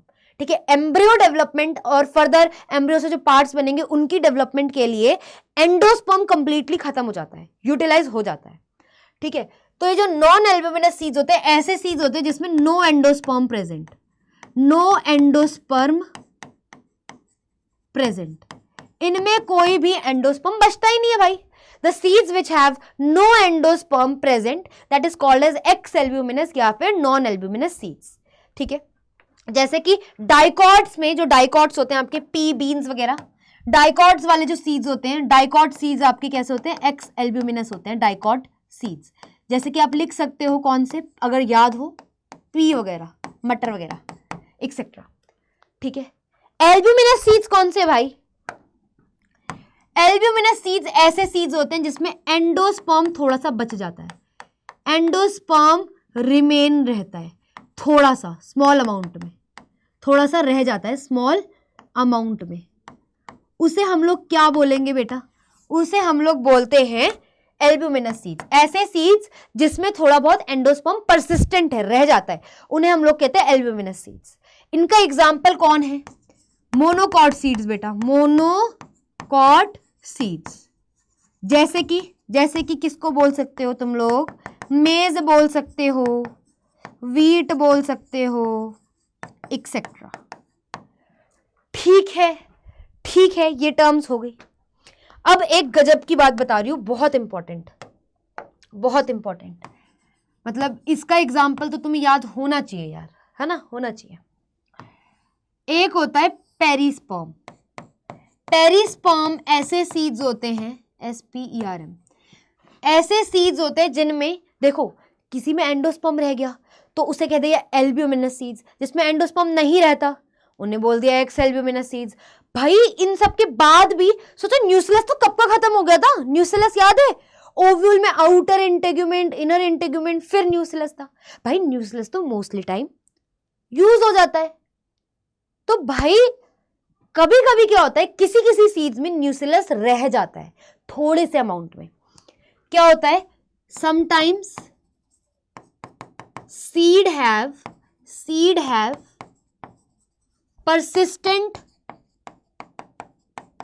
persistent residual nucleus in it। ऐसे को हम क्या कहते हैं, जब किसी किसी सीड्स में जब कभी कभी स्मॉल अमाउंट में न्यूक्लियस रह जाता है, उन्हें हम लोग पेरिस्पर्म बोलते हैं। और इसका एग्जांपल मैं बताती हूँ, क्या ट्रिक से याद करोगे। मैं ऐसे याद करती हूँ, न्यूक्लियस एक कमाल की चीज है जो पहले ही खत्म हो गई थी, लेकिन बहुत रेयर केसेस में क्या होता है, सीड के अंदर थोड़ा बहुत अमाउंट में परसिस्टेंट रेजिडुअल न्यूक्लियस रह जाता है, तो उन्हें पेरिस्पर्म बोलते हैं। तो भाई एक अनोखी चीज रह रही है तो इनकी खुशबू बहुत अच्छी होगी। तो कॉफी की भी खुशबू स्ट्रांग होती है ना, तो लिख सकते हो कॉफी बीन्स और बीटरूट एक्सेट्रा। इनके जो बीटरूट, कॉफी, इनके जो वो होते हैं सीड्स वगैरह होते हैं बेटा, वो क्या होते हैं, पेरिस्पर्म होते हैं। उन्हें हम पेरिस्पर्म बोलते हैं। मतलब मैम पेरिस्पर्म मतलब बेटा, पेरिस्पर्म मतलब कि इनके सीड्स में थोड़ा अमाउंट ऑफ न्यूक्लियस रह जाता है। ठीक है देख लो एक बार। चलो लास्ट पेज पे हम लोग आ चुके हैं। Congratulations to you and to me as well. चलो अब एक बहुत इंपॉर्टेंट टर्म समझाने जा रही हूं। पार्थिनोकार्पी क्या है? एक ऐसा प्रोसेस जिससे कि फ्रूट बन जाए विदाउट फर्टिलाइजेशन। अगर फ्रूट विदाउट फर्टिलाइजेशन बन जाएगा ओवरी से, तो उसे कहेंगे पार्थिनोकार्पी। अब ऐसे फ्रूट्स में भाई विदाउट फर्टिलाइजेशन हो रहा है, तो मतलब कि ओव्यूल के अंदर कभी क्या हुआ, फर्टिलाइजेशन हुआ ही नहीं। तो अगर फर्टिलाइजेशन ओव्यूल के अंदर नहीं हुआ तो सीड भी नहीं बन रहा। तो पार्थिनोकार्पिक जो फ्रूट होते हैं वो सीडलेस फ्रूट होते हैं, जैसे कि बनाना, सीडलेस वाटरमेलन, है ना। तो पार्थिनोकार्पी क्या है, अगर डेवलपमेंट हो जाए फ्रूट की फ्रॉम ओवरी विदाउट फर्टिलाइजेशन, उसे कहेंगे पार्थिनोकार्पी या पार्थिनोकार्पिक डेवलपमेंट। फ्रूट के केस में कार्पी, ठीक है। Example seedless banana, seedless watermelon, ठीक है। इसमें seedless fruits are being obtained. Clear है बेटा, देख लो ये वाली टर्म बोली है मैंने, ऊपर वाली सीडलेस फ्रूट होते हैं। अब लास्ट नहीं है, एपोमिक्सिस। अगर वो प्रोसेस जिससे कि सीड बन जाए विदाउट फर्टिलाइजेशन, जो कि हमने सोचा भी नहीं था हो सकता है बट होता है, ठीक है। अगर सीड बन जाए विदाउट फर्टिलाइजेशन, उसे हम लोग क्या बोलते हैं, एपोमिक्सिस बोलते हैं। अगर सीड बन जाए बेटा विदाउट फर्टिलाइजेशन, उसे हम क्या बोलते हैं, एपोमिक्सिस बोलते हैं। फिर से, अगर सीड बन जाए विदाउट फर्टिलाइजेशन, उसे हम एपोमिक्सिस बोलते हैं, ठीक है। अगर सीड बन जाता है विदाउट फर्टिलाइजेशन, उसे हम एपोमिक्सिस बोलते हैं, ठीक है। डेफिनेशन समझ आ गई। बट मैम ये होता कैसे, आप समझो। ये कंडीशन पढ़ लेना, लेकिन समझो पहले कैसे होता है। देखो ये तुम्हें पता है ओव्यूल है, इसके अंदर तुम लोगों को पता है एम्ब्रियो सेक है, ठीक है। मेंशन भी कर देती हूं, ये ओव्यूल है, ये एम्ब्रियो सेक है, एम्ब्रियो सेक है। तो एम्ब्रियो सेक का तुम में से किसी को स्ट्रक्चर तो अब याद हो ही गया होगा। देखो क्या होता है, अरे ये रहा, ये यहाँ पे होता है इस तरीके से सिनर्जिड्स, और यहाँ उसकी थिकनिंग, ये होता है बेटा ओवम, ये होते हैं एंटीपोडल सेल्स, यहाँ पे होता है पोलर न्यूक्लियाई। कभी कभी क्या होता है, ये जो एग है, कभी कभी वो डायलॉग सुना, अपन को लगता है अपनिच भगवान है ना, ये अपने आप को भगवान समझने लगता है। कभी कभी क्या होता है बेटा, ओव्यूल के अंदर जो एम्ब्रियो सेक है, वहां पे जो एग है वो एक्ट करने लग जाता है एज अ जाइगोट। एग कैसे एक्ट करने लग जाता है, एक्ट्स एज अ जाइगोट। और जब ये जाइगोट की तरह एक्ट करने लगता है बेटा, तो अल्टीमेटली ये किसमें डेवलप हो जाता है, लेटर ऑन डेवलप हो जाता है इनटू एम्ब्रियो। अगर एम्ब्रियो सैक के अंदर एम्ब्रियो बन जाएगा तो उसके बाहर वाले स्ट्रक्चर को क्या बोलेंगे कि ओव्यूल किस में डेवलप हो गया भाई, सीड। बट क्या इसमें मेल गैमीट आया, फर्टिलाइजेशन हुई, नहीं। तो डेवलपमेंट हो गया सीड का विदाउट फर्टिलाइजेशन, इसे क्या कहेंगे, एपोमिक्सिस कहेंगे। दूसरा केस क्या होता है, एक केस और होता है, देखो एक केस और होता है एपोमिक्सिस का। ऐसे भी बनते हैं एपोमिक्टिक सीड्स, ऐसे भी बनते हैं। देखो ये क्या है, ओव्यूल है, मेंशन कर देती हूं ओव्यूल। इसके अंदर क्या है बेटा, एम्ब्रियो सैक, एम्ब्रियो सैक, ठीक है। ये सिनर्जिड्स, ये एग, ये एंटीपोडल्स, और ये क्या है, पोलर न्यूक्लियाई। अब मेरी बात सुनो, ये सेंट्रल सेल है पूरा। अब सुनो, कभी कभी तुम लोगों को तो पता ही है यार, एम्ब्रियो सैक एंड ओव्यूल के बीच में क्या होता है, न्यूसिलस होता है। यहाँ पे न्यूसिलस होता है, लिख देती हूँ न्यूसिलस। न्यूसिलस के सेल्स डिप्लॉयड होते हैं, बता देती हूँ। तो ये जो न्यूसिलस में सेल्स है ना, एन से न्यूसिलस, एन से नॉटी, कभी कभी ये नॉटी हो जाते हैं बेटा। और इतनी नॉटी करते करते ये क्या करते हैं, ये एंट्री मार लेते हैं, प्रोट्रूड कर जाते हैं, या ऐसे भी बोलते हैं एंट्री मार जाते हैं किसके अंदर, एम्ब्रियो सैक के अंदर। ये देखो ये आ गए एम्ब्रियो सैक के अंदर, इस तरीके से। अब ये जो न्यूसिलस के कुछ सेल्स होते हैं जो कि क्या होते हैं बेटा, डिप्लॉयड सेल्स हैं, ये कभी कभी प्रोट्रूड या एंटर कर जाते हैं एम्ब्रियो सैक के अंदर जबरदस्ती, एंड अल्टीमेटली एक्ट करने लग जाते हैं as a zygote, acts as a zygote. And जब ये जाइगोट की तरह एक्ट करते हैं, लेटर ऑन डेवलप हो जाते हैं किसमें, लेटर ऑन किसमें डेवलप हो जाते हैं बेटा, डेवलप इनटू किसमें हो जाते हैं, एम्ब्रियो में, एम्ब्रियो में। तब देखो ये भी एम्ब्रियो में कन्वर्ट हो गया, ये भी एम्ब्रियो में कन्वर्ट हो गया, ये भी एम्ब्रियो में कन्वर्ट हो गया, ये भी एम्ब्रियो में कन्वर्ट हो गया, ये भी एम्ब्रियो में कन्वर्ट हो गया। तो बेसिकली तुम समझ रहे हो सकता है एक न्यूसिलस के सेल अंदर जाए, हो सकता है बहुत सारे सेल्स भी अंदर चले जाए। तो अल्टीमेटली वो अंदर जाके न्यूसिलस के सेल्स एक्ट करने लगते हैं एज अ डिप्लॉयड स्ट्रक्चर। जब वो डिप्लॉयड स्ट्रक्चर कॉल्ड जाइगोट की तरह काम करने लगते हैं तो वो डेवलप हो जाते हैं लेटर ऑन एम्ब्रियो में। और अगर एम्ब्रियो बन रहा है एम्ब्रियो सैक में, अगर एम्ब्रियो बन रहा है एम्ब्रियो सैक के अंदर, तो अल्टीमेटली ये ओव्यूल डेवलप हो जाएगा सीड में, और वो भी कैसे, वो भी विदाउट फर्टिलाइजेशन। तो इसे हम लोग क्या बोलते हैं, एपोमिक्सिस कहते हैं। सीड का बनना without formation of, sorry without fertilization, seed का बनना विदाउट फर्टिलाइजेशन एपोमिक्सिस कहलाता है। यही चीज मैंने यहाँ पे तरीके से बता दी। और अब देख सकते हो एक कंडीशन होती है पॉलीएम्ब्रियोनी, जब एक सीड के अंदर बहुत सारे embryo, that is called polyembryony. वो कैसे आती है, वो इसी से आती है। कभी कभी क्या होता है, ये ओवरी के, सॉरी ओवरी नहीं, ओव्यूल में जो न्यूसिलस होता है, डिप्लॉयड होते हैं इसके सेल्स, ये काफी सारे, एक नहीं काफी सारे न्यूसिलस के सेल्स अंदर एंट्री मार लेते हैं और एंटर कर जाते हैं एम्ब्रियो सैक में, एक्ट करते हैं जाइगोट की तरह और लेटर डेवलप हो जाते हैं एम्ब्रियो में। तो एक ही एम्ब्रियो सैक के अंदर मल्टीपल एम्ब्रियो की फॉर्मेशन हो गई, और वो भी एक ही ओव्यूल के अंदर बहुत सारे एम्ब्रियो हो गए। तो ये ओव्यूल तो डेवलप होगा सीड में, है ना, ओव्यूल डेवलप होगा सीड में, लेकिन बहुत सारे एम्ब्रियो है भैया उसके अंदर, है ना।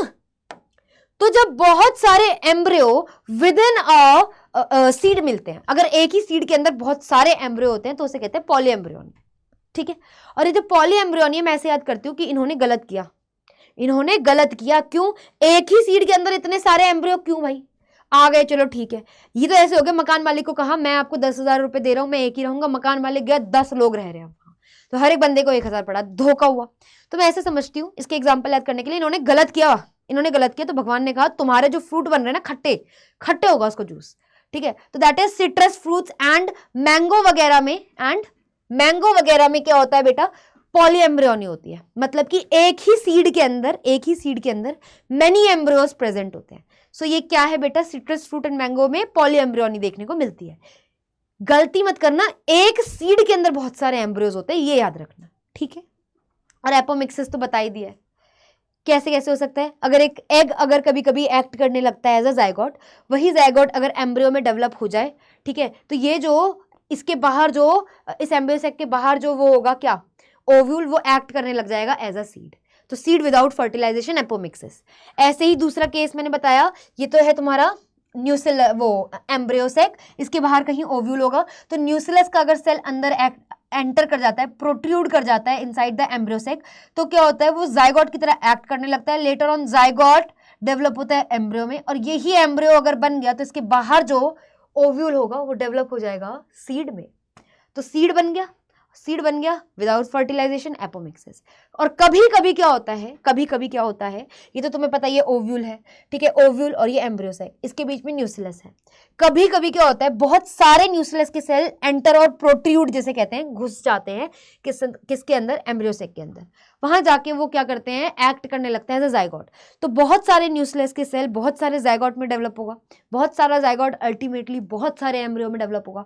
और जब बहुत सारा embryo with in the same embryo sac, with in एक ही ओव्यूल के अंदर, बहुत सारा एम्ब्रियोसेक के अंदर अगर एक ही ओव्यूल के अंदर, एक ही एम्ब्रियो के सेक के अंदर बहुत सारे एम्ब्रियो बन जाए, अगर एक ही ओव्यूल के अंदर, एक ही एम्ब्रियो सेक के अंदर बहुत सारे एम्ब्रियो बन जाए, तो क्या होगा, एम्ब्रियो बन रहा है तो ओव्यूल तो डेवलप हो जाएगा सीड में।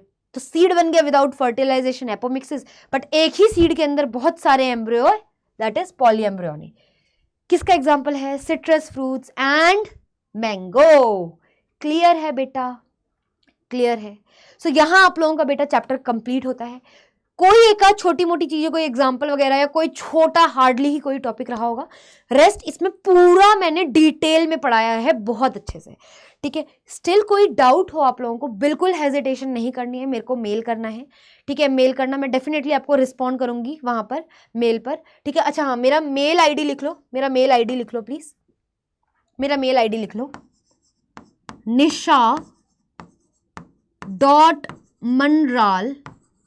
nisha.manral@adda247.com, ठीक है।